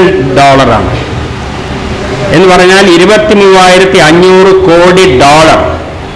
അത് രൂപയാക്കുകയാണെങ്കിൽ 11,75,000 കോടി രൂപ. നമ്മുടെ 2G സ്പെക്ട്രം 3G സ്പെക്ട്രം ഇപ്പോൾ അഴിമതി പോലും അതിനടുത്തെങ്കിലും എത്തൂല. ഇന്ത്യയുടെ വാർഷിക ബഡ്ജറ്റ് ഏകദേശം 9,35,000 കോടി രൂപയാണ്. അതിനേക്കാൾ കൂടുതലാണ് ബെലാറസ് സംസ്ഥാനത്തിന് ചെർണോബിൽ കാരണം വന്നുകൂടിയിരിക്കുന്ന നഷ്ടം, ഈ ദുരിതാശ്വാസത്തിനും അവരുടെ പുനരധിവാസത്തിനും ഈ പ്രദേശങ്ങൾ സംരക്ഷിക്കുന്നതിനും എല്ലാം കൊടുക്കേണ്ടി വരുന്ന വില. ഫുകുഷിമ അപകടത്തെ തുടർന്നും അതിനും ചുറ്റും ആളുകളെ ഒഴിപ്പിച്ചു മാറ്റേണ്ടി വന്നു, അവർക്ക് പുനരധിവാസം ചെയ്യേണ്ടി വന്നു. ആ പ്രദേശം മുഴുവൻ കണ്ടാമിനേറ്റഡ് ആണ്. ആ കണ്ടാമിനേറ്റഡ് ഏരിയയിലെ മുഴുവൻ ഈ ആണവ മാലിന്യങ്ങൾ തുടച്ചു മാറ്റി, മേൽമണ്ണ് മുഴുവൻ മാറ്റി, സുരക്ഷിതമായി സംസ്കരിച്ച് അതിനെ വീണ്ടും പുനരുപയോഗത്തിന് യോഗ്യമാക്കുന്നതിന് വേണ്ടി വരുന്ന ചെലവ് ജപ്പാൻകാരുടെ കണക്കുകൂട്ടലനുസരിച്ച് $250 ബില്യൺ. അതായത് ഏകദേശം 12,50,000 കോടി രൂപ. ഇതിലൊന്നും അഭിപ്രായ വ്യത്യാസം ഉണ്ടാവില്ല. എത്ര ആളുകൾ മരിച്ചു, അവരല്ലെങ്കിലും മരിക്കില്ലായിരുന്നു, കുറച്ച് വർഷം കൂടെ കഴിഞ്ഞാൽ അവർ ഏതായാലും മരിക്കുമായിരുന്നു എന്ന് പറയുന്നത് പോലെയല്ല. ഇത്തരം ഒരപകടം പോലും താങ്ങാനുള്ള ശേഷി നമ്മുടെ രാജ്യത്തിനില്ല. അപ്പോൾ പറയാവുന്നത് ഈ അപകടം ഇനി ഉണ്ടാവില്ല. 3 മൈൽ ഐലൻഡ് അപകടം ഉണ്ടാകുന്നത് വരെ ന്യൂക്ലിയർ എഞ്ചിനീയർമാർ പറഞ്ഞിരുന്നത് ഈ മെൽറ്റ് ഡൗൺ എന്നുള്ളത് അചിന്യമാണ് എന്നാണ്. അതൊരിക്കലും ഉണ്ടാവില്ല. അതായത് ഈ റിയാക്ടർ തണുപ്പിക്കാനുള്ള ജലസംവഹനം തടസ്സപ്പെട്ടുകൊണ്ട് തണുപ്പിക്കലില്ലാതെ അത് ചൂടായി ഉരുകി കട്ടയായി പതിക്കുക എന്നുള്ളത് ഉണ്ടാവില്ല എന്നാണ്. പക്ഷേ 3 മൈൽ ഐലൻഡിൽ അത് സംഭവിച്ചു. മെൽറ്റ് ഡൗൺ ഉണ്ടായി. അതിനുശേഷം ഇതുണ്ടാവില്ല എന്നവർ പറയുന്നില്ല. പക്ഷെ അതിനുള്ള സാധ്യത വളരെ വളരെ കുറവാണ്. അങ്ങനെ വന്നാൽ തന്നെയും ഈ റിയാക്ടർ പൊട്ടിത്തെറിക്കില്ല എന്നായിരുന്നു അവർ പറഞ്ഞിരുന്നത്. ചെർണോബിൽ അപകടം കഴിഞ്ഞപ്പോൾ പൊട്ടിത്തെറിക്കും എന്ന് സമ്മതിക്കേണ്ടി വന്നു. ഓരോ അപകടം കഴിയുമ്പോഴും ആ നിലപാടുകളിൽ മാറ്റം വരുത്തേണ്ടി വരികയാണ്. 3 മൈൽ ഐലൻഡ് ഇനി ആവർത്തിക്കില്ല. എന്തെന്നാൽ അവിടെ ഉണ്ടായ തരത്തിലുള്ള അപകടം വരാതിരിക്കാനുള്ള മുൻകരുതലുകൾ ലോകത്തുള്ള എല്ലാ റിയാക്ടറുകളിലും റിട്രോഫിറ്റ് ചെയ്യേണ്ടി വന്നു. അങ്ങനെയാണ് ഈ ആണവ ഊർജത്തിന്റെ ചെലവ് വർദ്ധിക്കുന്നത്. അവര് ഓരോ അപകടം ഉണ്ടാകുമ്പോഴും അവരുടെ സേഫ്റ്റി റെഗുലേഷൻസ് പരിശോധിച്ച് ഈ അപകടം ആവർത്തിക്കാതിരിക്കാൻ വേണ്ട മുൻകരുതലുകൾ നിലവിലുള്ള റിയാക്ടറുകളിൽ കൂടി വിളക്കി ചേർക്കുക എന്നതാണ്. ചെർണോബിൽ അപകടത്തിന് ശേഷവും ചെർണോബിലിലെ ഈ ഗ്യാസ് കൂൾഡ് റിയാക്ടർ ആയിരുന്നു. അതുകൊണ്ട് ഇനി ഗ്യാസ് കൂൾഡ് റിയാക്ടറുകൾ നമ്മൾ ഉപയോഗിക്കില്ല. അതിന് പകരം water cooled, pressurised water cooled റിയാക്ടറുകളാണ്. അത് കുറെ കൂടി സുരക്ഷിതമാണ്. കുറെ കൂടി എന്നല്ല, അത് തീർത്തും സുരക്ഷിതമാണെന്നാണ് എപ്പോഴും പറയുക. പക്ഷേ ഫുകുഷിമയിൽ പൊട്ടിത്തെറിച്ചത് വാട്ടർ കൂൾഡ് പ്രഷറൈസ്ഡ് റിയാക്ടറാണ്, വാട്ടർ കൂൾഡ് റിയാക്ടറാണ്. അതിലും അപകടമുണ്ടാകാം. പക്ഷേ ഫുകുഷിമയിൽ നേരത്തെ ശ്രീ സുകുമാരൻ പറഞ്ഞതുപോലെ ഒട്ടും പ്രതീക്ഷിക്കാത്ത ഒരു സുനാമിയാണ് ഉണ്ടായത്. ഈ പ്രതീക്ഷിക്കാത്ത സംഭവങ്ങൾ ഉണ്ടാകുമ്പോഴാണ് നമ്മൾ അപകടം എന്ന് പറയുന്നത്. അല്ലെങ്കിൽ അപകടമല്ല. നമ്മൾ പ്രതീക്ഷിക്കുന്ന സംഗതി സംഭവിക്കുകയാണെങ്കിൽ അതിനുള്ള മറുപടി അതിനകത്തുണ്ട്, അപകടം ഉണ്ടാവില്ല. പ്രതീക്ഷിക്കാത്ത സംഗതികൾ ഉണ്ടാകുന്നതിനെയാണ് നമ്മൾ അപകടം എന്ന് പറയുന്നത്. കഴിഞ്ഞ അപകടം ഇനി ഉണ്ടാവില്ല എന്ന് പറയുന്നത് ഒരു സാധാരണ രീതിയാണ്. ഈ പട്ടാള മേധാവികളെ പറ്റി ഒരു തമാശ പറയാറുണ്ട്, the generals always prepare for the last war എന്ന്. കഴിഞ്ഞ യുദ്ധത്തിൽ നമുക്ക് ഇങ്ങനെ മണ്ടത്തരം പറ്റി, ഈ മണ്ടത്തരം ഇനി നമ്മൾ ആവർത്തിക്കില്ല. പക്ഷെ ഓരോ യുദ്ധത്തിലും പുതിയ മണ്ടത്തരങ്ങൾ ഉണ്ടാകും. അപ്പൊ മണ്ടത്തരം ഉണ്ടാവുക എന്നുള്ളത്, അത് മണ്ടത്തരം എന്നുള്ളത് ഒരു മോശം വാക്കാണെങ്കിലും ഹ്യൂമൻ എറർ എന്നാണ് പറയുക. ഈ ഹ്യൂമൻ എററാണ് പലപ്പോഴും അപകടങ്ങൾക്ക് കാരണമാകുന്നത്. ചെറിയ അപകടങ്ങളെ വലുതാക്കുന്നത്, അപകടം ഉണ്ടാകാതിരിക്കാനുള്ള സുരക്ഷാ സംവിധാനങ്ങളെ മറികടക്കുന്ന ഹ്യൂമൻ എററുകളുണ്ട്. ഞാൻ അപ്പോളജീസിനോട് പറയാണ്, കുറെ നാൾ മുമ്പ് നമ്മുടെ ശബരിഗിരി പവർ പ്ലാന്റിൽ ഒരു തീപിടുത്തവും പൊട്ടിത്തെറിയും ഉണ്ടായി. അതിന് കാരണം അവിടെ ഉണ്ടാകാൻ പാടില്ലാത്തതാണ്. അവിടെ ഈ തീപിടുത്തത്തിന്റെ ഒരു ലാഞ്ചന വന്നാൽ, ആ ഹൈ ടെമ്പറേച്ചറും സ്മോക്കും വന്നാൽ ഉടനെ സ്മോക്ക് ഡിറ്റക്ടർ ആ ടെമ്പറേച്ചറും സ്മോക്കും ഡിറ്റക്ട് ചെയ്ത് ഉടനെ തന്നെ പവർ പ്ലാന്റ് ഷട്ട് ഡൗൺ ചെയ്യാനുള്ള സംവിധാനം ഈ പവർ പ്ലാന്റ് സപ്ലൈ ചെയ്ത കനേഡിയൻ ഡിസൈനർമാർ അതിനകത്ത് ഉണ്ടാക്കിയിരുന്നു. പക്ഷെ ഒരിക്കൽ അവിടെ ഒരു വെൽഡിങ് ചെയ്യേണ്ടി വന്നു. ഒരു സാധാരണ റിപ്പയറിന് വേണ്ടിയിട്ട് ഒരു വെൽഡിങ് ചെയ്യാനായിട്ട് വെൽഡിങ് സെറ്റ് കൊണ്ടുവന്ന് വെൽഡിങ് തുടങ്ങിയതോടുകൂടി ഭയങ്കര സൈറൻ, പവർ പ്ലാന്റ് മുഴുവൻ ഷട്ട് ഡൗൺ ആയി. ഇതെന്താണെന്ന് അന്വേഷിച്ചപ്പോഴാണ് ഈ സ്മോക്ക് ഡിറ്റക്ടറും ടെമ്പറേച്ചർ ഡിറ്റക്ടറും ഡിറ്റക്ട് ചെയ്ത് ഓട്ടോമാറ്റിക്കായിട്ട് ഷട്ട് ഡൗൺ ചെയ്തതാണ്. ഉടനെ നമ്മുടെ എഞ്ചിനീയർമാർ പറഞ്ഞത് അതങ്ങ് ഡിസ്കണക്ട് ചെയ്യാൻ പറഞ്ഞു. വെച്ചാൽ നമുക്കിവിടെ വെൽഡിങ് ചെയ്യാൻ പറ്റില്ല, അപ്പോൾ അതിന് ഡിസ്കണക്ട് ചെയ്തു. പിന്നെ വീണ്ടും കണക്ട് ചെയ്യേണ്ട ആവശ്യമില്ല എന്നൊരു തീരുമാനം. ഇങ്ങനെയാണ് ഹ്യൂമൻ എററുകൾ ഉണ്ടാകുന്നത്. ഭോപ്പാൽ ദുരന്തത്തിന്റെ ചരിത്രം പരിശോധിക്കുകയാണെങ്കിൽ ഒന്നല്ല, രണ്ടല്ല, 3 സുരക്ഷാ സംവിധാനങ്ങൾ ഇത്തരത്തിൽ ഡിസേബിൾഡ് ചെയ്തതുകൊണ്ടാണ് ക്രിട്ടിക്കൽ ടൈമിൽ ഒന്നും പ്രവർത്തിക്കാത്ത അവസ്ഥ ഉണ്ടായത്. ഇതിനും ഹ്യൂമൻ എറർ എന്നാണ് പറയുക. ഇതൊന്നും ഒരു ഡിസൈനർക്കും ആന്റിസിപ്പേറ്റ് ചെയ്യാൻ കഴിയുന്നതല്ല. ഹ്യൂമൻ എററുകൾ ഉണ്ടാകും. There is no system which is foolproof. There are bigger fools being born all the time എന്ന് പറയും. ഒന്നും ഫുൾ പ്രൂഫ് ആകാൻ പറ്റില്ല. അത് മനുഷ്യ സ്വഭാവത്തിന്റെ ഭാഗമാണ്. അപ്പോൾ എന്താണ്? അപകടം ഉണ്ടായാൽ നാം എന്ത് വില കൊടുക്കണം? ശ്രീ സുകുമാരൻ പറഞ്ഞത് ശരിയാണ്. ഡാം ബേസ്റ്റ് ഉണ്ടാവില്ല എന്ന് ആർക്കും പറയാൻ പറ്റില്ല. ഉണ്ടാകാം. ചില പ്രത്യേക സാഹചര്യങ്ങളിൽ ഇപ്പോൾ ഇടുക്കി ഡാം നിലനിൽക്കുന്ന സ്ഥലത്ത് തന്നെ ഒരു റിസ്റ്റർ സ്കെയിലിൽ 7 ഉള്ള ഒരു ഭൂകമ്പം ഉണ്ടായാൽ ഇടുക്കി ഡാം സ്ലിപ്പ് ചെയ്ത് താഴെ പോവും. അങ്ങനെ ഒരു അപകടം ഉണ്ടായാൽ അതിന് കൊടുക്കേണ്ടി വരുന്ന വില എന്താണ്?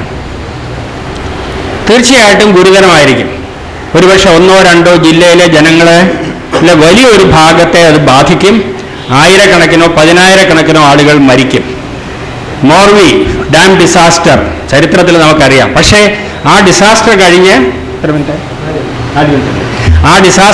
ഏതാനും വർഷങ്ങൾക്കകം ജനജീവിതം സാധാരണ നിലയിലാവുകയാണ്. നമ്മൾ കണ്ട ഘോരമായ സുനാമി ലക്ഷക്കണക്കിന് ആളുകൾ മരിച്ചെങ്കിലും മാസങ്ങൾക്കകം ജനജീവിതം സാധാരണ രീതിയിലാകുകയാണ്. ഇത് ഒരു ന്യൂക്ലിയർ ആക്സിഡന്റ് കഴിഞ്ഞാൽ ഉണ്ടാവില്ല. ചെർണോബിൽ സംഭവിച്ചത് 20,000 വർഷത്തേക്ക് ആ പ്രദേശത്തേക്ക് ആക്സസ് ഇല്ല. കേരളത്തിന്റെ മൊത്തം വിസ്തൃതിയുടെ 3 ഇരട്ടി സ്ഥലമാണ് ഇങ്ങനെ വടക്കായി കിടക്കുന്നത്. അതുകൊണ്ടാണ് വിമാനാപകടമായിട്ടും ഡാം ബേസ്റ്റുമായിട്ടും കൽക്കരി ഖനിയിലെ വെള്ളപ്പൊക്കവുമായിട്ടും ഒന്നും താരതമ്യപ്പെടുത്താവുന്ന അപകടമല്ല ന്യൂക്ലിയർ ഡിസാസ്റ്റർ. അത് താങ്ങാനാവില്ല, അതുണ്ടാവില്ല എന്ന് ആർക്കും, സാക്ഷാൽ APJ അബ്ദുൽ കലാമിന് പോലും ഗ്യാരണ്ടി ചെയ്യാൻ പറ്റില്ല. അതുകൊണ്ടാണ് ഇന്ത്യയിലെ ന്യൂക്ലിയർ റിയാക്ടറുകൾ, അമേരിക്ക ഇന്ത്യക്ക് ന്യൂക്ലിയർ റിയാക്ടർ വിൽക്കണമെങ്കിൽ അതിന് ആ റിയാക്ടറിൽ അപകടമുണ്ടായാൽ റിയാക്ടർ സപ്ലൈ ചെയ്തവർക്കുണ്ടാകുന്ന നഷ്ടപരിഹാരം 50 കോടി എന്ന് ആദ്യം പറഞ്ഞു, പിന്നീട് 150 കോടി രൂപയായിട്ട് പരിമിതപ്പെടുത്തണം, 500 കോടി എന്ന് പറഞ്ഞു, പിന്നീട് 1500 കോടി രൂപയായിട്ട് പരിമിതപ്പെടുത്തണം എന്ന് അവർ ആവശ്യപ്പെട്ടത്. അപകടം ഉണ്ടാവില്ല എന്ന് ഉറപ്പാണെങ്കിൽ എന്തിനാണ് അങ്ങനെ നിയമം? ആ നിയമം ഉണ്ടാക്കിയത് അമേരിക്കയിലെ പ്രൈസ് ആൻഡേഴ്സൺ ആക്ടിന്റെ ചുവട് പിടിച്ചാണ്. പ്രൈസ് ആൻഡേഴ്സൺ ആക്ട് ഉണ്ടാക്കേണ്ടി വന്നത് അമേരിക്കയിൽ സ്വകാര്യ കമ്പനികൾ ആണവ നിലയങ്ങൾ പ്രവർത്തിപ്പിക്കണമെങ്കിൽ ആണവാപകടത്തിൽ ഞങ്ങളുടെ ബാധ്യത പരിമിതപ്പെടുത്തണം എന്ന് അവർ ആവശ്യപ്പെട്ടു. അല്ലെങ്കിൽ ഞങ്ങൾ ഈ മേഖലയിലേക്ക് വരില്ല. അതിനുവേണ്ടിയാണ് പ്രൈസ് ആൻഡേഴ്സൺ ആക്ട് ഉണ്ടാക്കിയത്. അതുപോലത്തെ ഒരു ആക്ട് ഇന്ത്യയിൽ ഉണ്ടാക്കിയാൽ മാത്രമേ അമേരിക്കൻ റിയാക്ടറുകൾ നമുക്ക് സപ്ലൈ ചെയ്യൂ എന്ന് അവർ പറഞ്ഞു. അതുകൊണ്ട് ഇന്ത്യൻ പാർലമെന്റ് അത്തരത്തിലൊരു നിയമം ഉണ്ടാക്കാൻ ബാധ്യസ്ഥരായി. അപകടം ഉണ്ടാവില്ല എന്ന് ഇത്ര ഉറപ്പുണ്ടെങ്കിൽ എന്തിനാണ് അങ്ങനെ ഒരു നിയമം? അപ്പോൾ അപകടം ഉണ്ടാവും എന്ന് റിയാക്ടറുകൾ ഉണ്ടാക്കുന്നവർക്കും അറിയാം. ഉണ്ടായാൽ അവരുടെ ബാധ്യത അവർ പരിമിതപ്പെടുത്തിയിട്ടുണ്ട്. ബാക്കി ഇന്ത്യ ഗവൺമെന്റിന്റെ തലവേദന. ഇന്ത്യ ഗവൺമെന്റ് എങ്ങനെയാണ് അപകടങ്ങളെ നേരിടുന്നതെന്ന് ഭോപ്പാൽ അപകടത്തിന് ശേഷം നമ്മൾ കണ്ടിട്ടുണ്ട്. അപകടം സംഭവിച്ചവരുടെ ഗതികേട് അല്ലെങ്കിൽ വിധിവിഹിതം എന്ന് പറയുക എന്നുള്ളതാണ് സാധാരണ രീതി. ഇത്രയും വില കൊടുത്തായാലും ആണവ നിലയങ്ങൾ ഒരുപാട് രാജ്യങ്ങൾ പ്രവർത്തിക്കുന്നുണ്ടായിരുന്നു. പക്ഷേ ഇപ്പോൾ ഒരുപാട് രാജ്യങ്ങൾക്ക് വീണ്ടും വിചാരം വന്നുകൊണ്ടിരിക്കുകയാണ്. ഈ കഴിഞ്ഞ വർഷം തന്നെ 7 പുതിയ റിയാക്ടറുകൾ കമ്മീഷൻ ചെയ്തപ്പോൾ 19 റിയാക്ടറുകൾ ഷട്ട് ഡൗൺ ചെയ്തു. 3 രാജ്യങ്ങൾ ഓൾറെഡി തീരുമാനമെടുത്തു കഴിഞ്ഞു ന്യൂക്ലിയർ പവർ ഫേസ് ഔട്ട് ചെയ്യുമെന്ന്. Italy, Kazakhstan, Lithuania. 4 രാജ്യങ്ങൾ പുതുതായിട്ട് അനൗൺസ് ചെയ്തു. Belgium, Germany, Switzerland, Taiwan. ഞങ്ങൾ സമയബന്ധിതമായി നിലവിലുള്ള റിയാക്ടറുകൾ അടച്ചുപൂട്ടും. ജർമ്മനി ഒന്നും ചില്ലറക്കാരല്ല. അവർക്കിനി വൈദ്യുതി ആവശ്യമില്ലാത്തത് കൊണ്ടല്ല അവർ ആ തീരുമാനമെടുത്തത്. 30,000 മെഗാവാട്ട് വൈദ്യുതി അവർ സൗര നിലയങ്ങളിൽ നിന്ന് ഉത്പാദിപ്പിക്കുന്നുണ്ട്. ഇത് പുറപ്പുറത്ത് വയ്ക്കാവുന്ന കളിപ്പാട്ടമാണ് എന്നൊക്കെ അദ്ദേഹം പറയുന്നതിൽ എനിക്ക് വളരെ ദുഃഖമുണ്ട്. പുറപ്പുറത്തും വെക്കാമെന്നുള്ളതാണ് അതിന്റെ ഗുണം. നമുക്ക് ആവശ്യമുള്ള വൈദ്യുതി നമ്മുടെ പുറപ്പുറത്ത് ഉണ്ടാക്കാം. പക്ഷേ വലിയ തോതിലുള്ള സോളാർ ഫാമുകൾ ഇന്ത്യയിൽ തന്നെ കഴിഞ്ഞ വർഷം 1000 മെഗാവാട്ട് വൈദ്യുതി സൗരോർജ്ജ നിലയങ്ങളിൽ നിന്ന് ഗ്രിഡിലേക്ക് കൊടുത്തിട്ടുണ്ട്. രാജസ്ഥാനിൽ നിന്നും ഗുജറാത്തിൽ നിന്നും. ഏഷ്യയിലെ ഏറ്റവും വലിയ സൗരോർജ്ജ നിലയം ഗുജറാത്തിൽ ഇപ്പോൾ പണിതീർന്നു വരികയാണ്, 640 മെഗാവാട്ടിന്റെ. തമിഴ്നാടിൽ പോലും 7000 മെഗാവാട്ട് അവർ വിൻഡ് എനർജി ഉണ്ടാക്കുന്നുണ്ട്. അത് വേരിയബിൾ ആണ് തീർച്ചയായിട്ടും. 7000-ൽ നിന്ന് ചിലപ്പോൾ 3000 ആയിട്ട് കുറഞ്ഞെന്നിരിക്കും.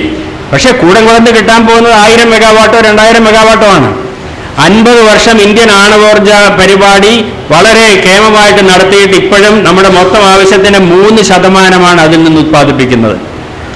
അതേസമയം കഴിഞ്ഞ 10-15 വർഷത്തെ ശ്രമത്തിന് അതിനേക്കാൾ ആണവോർജ്ജത്തേക്കാൾ വളരെ കുറച്ച് പണം മുടക്കിയിട്ട് റിന്യൂവബിൾ എനർജിയിൽ നിന്ന് നമ്മൾ ഇപ്പോൾ തന്നെ 10-11% മീറ്റ് ചെയ്യുന്നു എന്ന് ശ്രീ സുകുമാരൻ തന്നെ പറയുകയുണ്ടായി.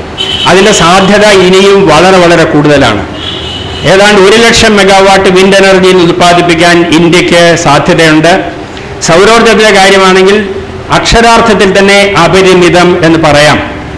ജർമ്മനിക്ക് നമ്മളെക്കാൾ ഒരു 1/4 പങ്ക് സൗരോർജ്ജം മാത്രമേ ലഭിക്കുന്നുള്ളൂ. അവർക്ക് 30,000 മെഗാവാട്ട് ഉത്പാദിപ്പിക്കാമെങ്കിൽ നമുക്ക് 3,00,000 മെഗാവാട്ട് ഉത്പാദിപ്പിക്കാൻ ഒരു ബുദ്ധിമുട്ടും ഉണ്ടാവില്ല.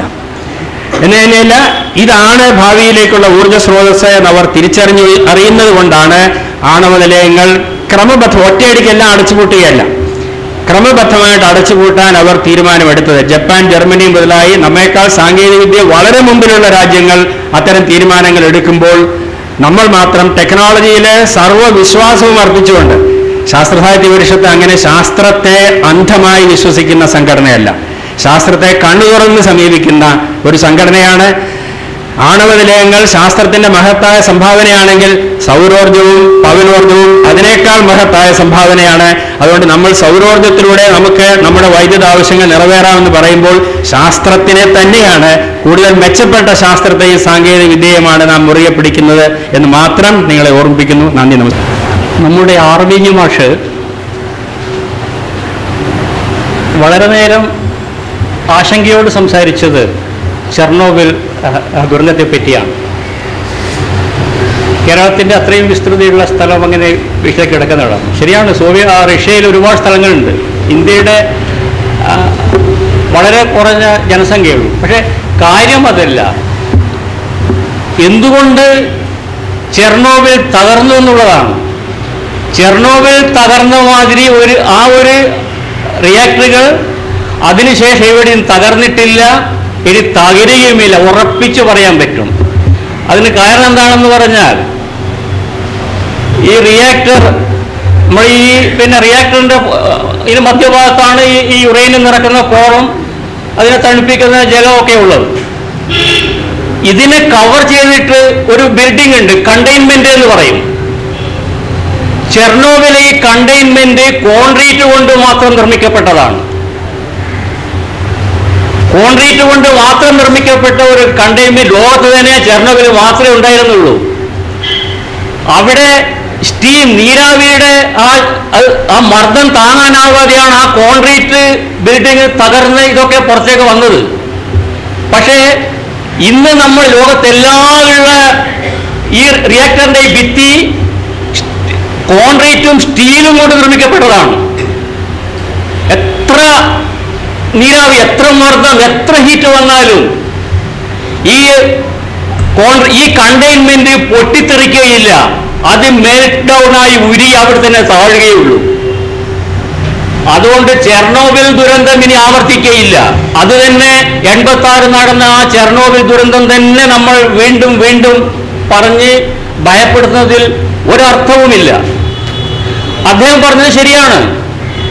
ഒരുപാട് ആളുകൾക്ക് അവിടെ ഇതിന്റെ വികിരണമേറ്റ് ക്യാൻസർ ഉണ്ടായിട്ടുണ്ട്. വികിരണങ്ങൾ എന്ന് പറഞ്ഞാൽ ഇതിന് ഉപോൽപ്പന്നമായി പലതരത്തിലുള്ള ഐസോട്ടോപ്പുകൾ എന്ന് പലതരത്തിലുള്ള വികിരണങ്ങൾ ഉണ്ടാവും. അയോഡിന്റെ ഒരു ഐസോട്ടോപ്പിൽ നിന്നുണ്ടായ ഒരു വികിരണം കൊണ്ട് ആ പ്രദേശത്തൊക്കെ ഉണ്ടായത് തൈറോയിഡ് ക്യാൻസറാണ്. ഒരുപാട് ആളുകൾക്ക് ഉണ്ടായത് തൈറോയിഡ് ക്യാൻസർ. 99% രോഗികൾക്ക് അത് ചികിത്സിച്ച് ഭേദമാക്കിയിട്ടുണ്ട്. വളരെ സിമ്പിളാണ്. നമ്മുടെ ഈ ലൂക്കേമിയ, ബ്ലഡ് ക്യാൻസർ പോലെയൊന്നും മാരകമല്ല. അതൊക്കെ വേറെ വിഷയം. ചെർണോബിൽ പോലെയുള്ള ഒരു ദുരന്തം ലോകത്തുണ്ടാവില്ല. അതിന് കാരണം ഇതാണ്, എല്ലാ റിയാക്ടറിന്റെയും കണ്ടെയ്ൻമെന്റ് സ്റ്റീലും കോൺക്രീറ്റും കൂടി ചേർന്നതാണ്. ഇനി ഞാൻ ഈ ഫുക്കുഷിമ ആണല്ലോ ഇപ്പോൾ ഭയപ്പെടുത്തുന്നത്. ഞാൻ ഈ ഫുക്കുഷിമയും കൂടംകുളവും ഒന്ന് താരതമ്യം ചെയ്യട്ടെ. എന്താണ് ഫുക്കുഷിമ സംഭവിച്ചത്? 2011 മാർച്ച് 11 റിക്ടർ സ്കെയിലിൽ 80.9 അടയാളപ്പെടുത്തിയ ഭൂകമ്പത്തെ തുടർന്ന് ഫുക്കുഷിമ ആണവ റിയാക്ടറിൽ ഘടിപ്പിച്ചിട്ടുള്ള കൺട്രോൾ റോഡ്സ്, അത് എന്തെങ്കിലും തകരാറ് വരുമ്പോൾ ഈ ചെയിൻ റിയാക്ഷൻ നിർത്താൻ വേണ്ടി കൺട്രോൾ റോഡ്സ് ഉണ്ടാവും. അതങ്ങനെ കാണാൻ പിന്നെ അവിടെ റിയാക്ഷൻ നടക്കില്ല. കൺട്രോൾ റോഡ്സ് താനാകവെ ഇറങ്ങി ന്യൂക്ലിയർ ചെയിൻ റിയാക്ഷൻ നിർത്തുകയുണ്ടായി. അപ്പോൾ റിയാക്ടറിലുള്ള ഡിക്കേ ഹീറ്റ്, ചൂട്, അത് തണുപ്പിക്കുന്നതിനുള്ള ഇലക്ട്രിക് പമ്പ് പ്രവർത്തിച്ചില്ല. ഭൂകമ്പം നിമിത്തം വൈദ്യുതി നിലച്ചതുകൊണ്ടാണ് അങ്ങനെ സംഭവിച്ചത്. ഇത്തരം ഘട്ടങ്ങളിൽ ഇലക്ട്രിക് പമ്പ് പ്രവർത്തിക്കുന്നതിന് ഡീസൽ ജനറേറ്റർ ഉണ്ടാവും. ദൗർഭാഗ്യവശാൽ ഭൂകമ്പവും സുനാമിയും ഒരുമിച്ച് വന്നപ്പോൾ ഉണ്ടായ വെള്ളപ്പെരുക്കിൽ ഈ ഡീസൽ ജനറേറ്റർ മുങ്ങിപ്പോയി. ഈ സാഹചര്യത്തിൽ ECCS, emergency core cooling system എന്ന സിസ്റ്റം പ്രവർത്തനരഹിതമായി പോയി. അപ്പോൾ അതിചൂടുള്ള സിർഖലോയ് എന്ന ലോഹം നീരാവി കലർന്ന് ഹൈഡ്രജൻ വാതകം രൂപപ്പെടാൻ തുടങ്ങി. ഈ ഹൈഡ്രജൻ വാതകം കൂടുതലായി ഘനീഭവിച്ച് ആണവ പ്ലാന്റിന്റെ കെട്ടിടത്തിന്റെ പുറത്തേക്ക് വ്യാപിച്ചു. നമ്മൾ TV കണ്ടത് ആ ദൃശ്യമാണ്. അത് കണ്ടിട്ടാണ് ആളുകൾ ഭയന്ന് നിലവിളിച്ചത്, ഈ ഹൈഡ്രജൻ വാതകം. അപ്പൊ എന്തൊക്കെയാണ് അവിടെ ആവത്തുരാൻ കാരണം? 1 ഭൂകമ്പം, 2 സുനാമി, 3 ഡീസൽ ജനറേറ്റർ പ്രവർത്തനരഹിതമായത്, 4 ഒരു വിദ്യുച്ഛക്തിയും ഇല്ലാതെ റിയാക്ടർ തണുപ്പിക്കുന്നതിനാവശ്യമായ സുരക്ഷാ സംവിധാനം ഇല്ലാത്തത്. ഇതൊക്കെ കാരണങ്ങൾ. ഇത് നമുക്ക് താരതമ്യം ചെയ്യാം. ഫുക്കുഷിമയിൽ നിന്ന് തികച്ചും വ്യത്യസ്തമാണ് കൂടംകുളം. പ്രധാനപ്പെട്ട കാര്യം, ഫുക്കുഷിമയിലേത് പഴയ സാങ്കേതിക വിദ്യ ഉപയോഗിച്ച് നിർമ്മിക്കപ്പെട്ടതായിരുന്നെങ്കിൽ കൂടംകുളത്തേത് നവീനമായ 3 തലമുറ ടെക്നോളജി ഉപയോഗിച്ച് നിർമ്മിക്കപ്പെട്ടതാണ്. ഒരുപാട് മാറ്റം ടെക്നോളജി അന്നത്തെ കാലമല്ല ഇപ്പോ. ഭൂകമ്പം നോക്കാം. ജപ്പാൻ ഭൂകമ്പങ്ങളുടെ നാടാണ് നമുക്കറിയാം. 7 റിക്ടർ സ്കെയിൽ അളവിൽ വരെയുള്ള ഭൂകമ്പങ്ങൾ അവിടെ സാധാരണയാണ്. എന്നാൽ കൂടംകുളം ഭൂകമ്പ സാധ്യത ഇല്ലാതെ സീസ്മിക് സോൺ 2-ലാണുള്ളത്. അതായത് കൂടംകുളത്ത് ഭൂകമ്പം ഉണ്ടാകാൻ സാധ്യത വളരെ വിരളമാണ്. നമുക്ക് അങ്ങനെ കാണാൻ പറ്റുള്ളൂ. പിന്നെ സുനാമി എന്ന വാക്ക് തന്നെ ജപ്പാൻ ഭാഷയിലാണ്. അറിയാലോ, ഹാർബർ വേവ് എന്നാണ് ഈ സുനാമിക്ക് ജപ്പാൻ ഭാഷ അർത്ഥം. Harbour wave. 14 മീറ്റർ ഉയരത്തിലുള്ള തിരമാലകളാണ് ഫുക്കുഷിമയെ വിഴുങ്ങാൻ വന്നത്. 14 മീറ്റർ ഉയരത്തിലുള്ളത്. 2004 ചെന്നൈയിലും തമിഴ്നാടിന്റെ മറ്റ് കടലോര പ്രദേശങ്ങളിലും സുനാമി അടിച്ചതുകൊണ്ട് ഫുക്കുഷിമയിൽ വന്നതുപോലുള്ള സുനാമി കൂടംകുളത്തും വന്നുകൂടെ എന്ന് ചോദിക്കാം.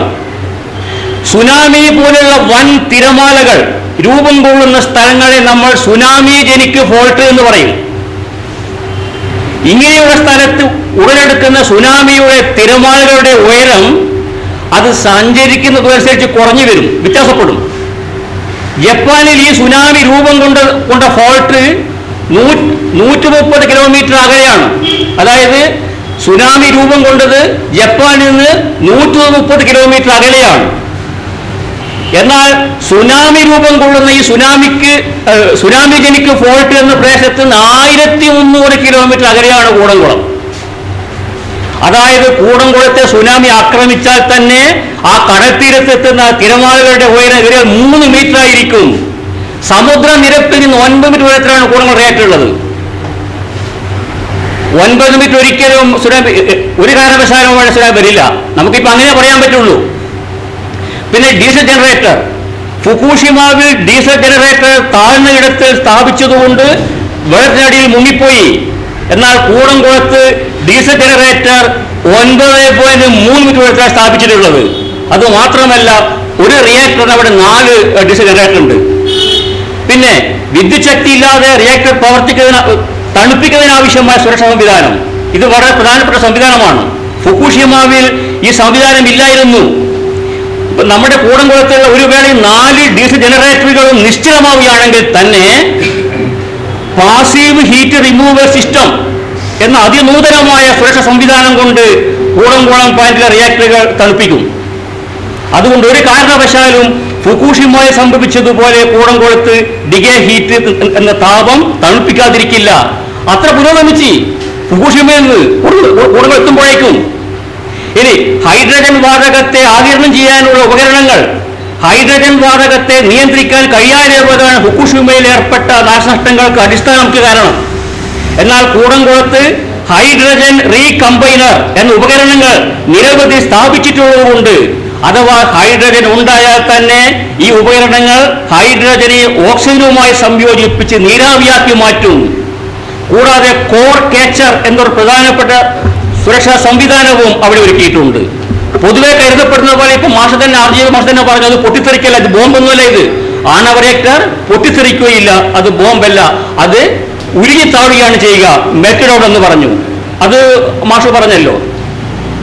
അതുപോലെ എല്ലാ സുരക്ഷാ സംവിധാനങ്ങളും കൂടം കൊടുത്ത് പാഴിപ്പോയാലും അതൊന്ന് ഉരുകിപ്പോയാലും അതൊന്ന് പുറത്തേക്ക് പോകാതെ സംരക്ഷിക്കുന്ന ഒരു സംവിധാനമാണ് കോർ ക്യാച്ചർ. അത് ഫുകുഷിമയിലില്ലായിരുന്നു. ആ ടെക്നോളജി ഒന്നില്ല ഫുകുഷിമ സ്ഥാപിക്കുമ്പോൾ. ഇങ്ങനെ എല്ലാ വിധത്തിലും മുൻകരുതലും സുരക്ഷാ സംവിധാനങ്ങളും ഒരുക്കിയിട്ടുള്ള കൂടംകുളം ആണവ നിലയത്തെ 50 വർഷങ്ങൾക്ക് മുമ്പ് നിർമ്മിച്ച ഫുകുഷിമ ആണവ നിലയത്തോട് താരതമ്യപ്പെടുത്തി ഭയപ്പെടുത്തുന്നതിൽ എന്തർത്ഥമാണുള്ളത്? അപ്പോ നിലവില് നമ്മുടെ ഈ ആണവ വേസ്റ്റുകളൊക്കെ കളയാനും പിടിക്കാനും ഒക്കെ ആദ്യം റോബോട്ടൊക്കെ വരും. ഒരു കാരണവശാലും കഴിഞ്ഞ അപകടങ്ങൾ ആവർത്തിക്കുകയില്ല. കൂടംകുളം ആണവ നിലയം വളരെ സെക്യൂർഡാണ്. നമുക്കത് കൂടിയേ തീരുള്ളൂ. അത് കമ്മീഷൻ ചെയ്യാൻ പോവുകയാണ്. അത് മാത്രമല്ല, തമാശ, ഇന്ത്യയിൽ 20 റിയാക്ടർ വേറെയും പ്രവർത്തിക്കുന്നുണ്ട്, താരാപൂർ, മുംബൈയിലൊക്കെ. അത് ആ ടെക്നോളജിയാണ്.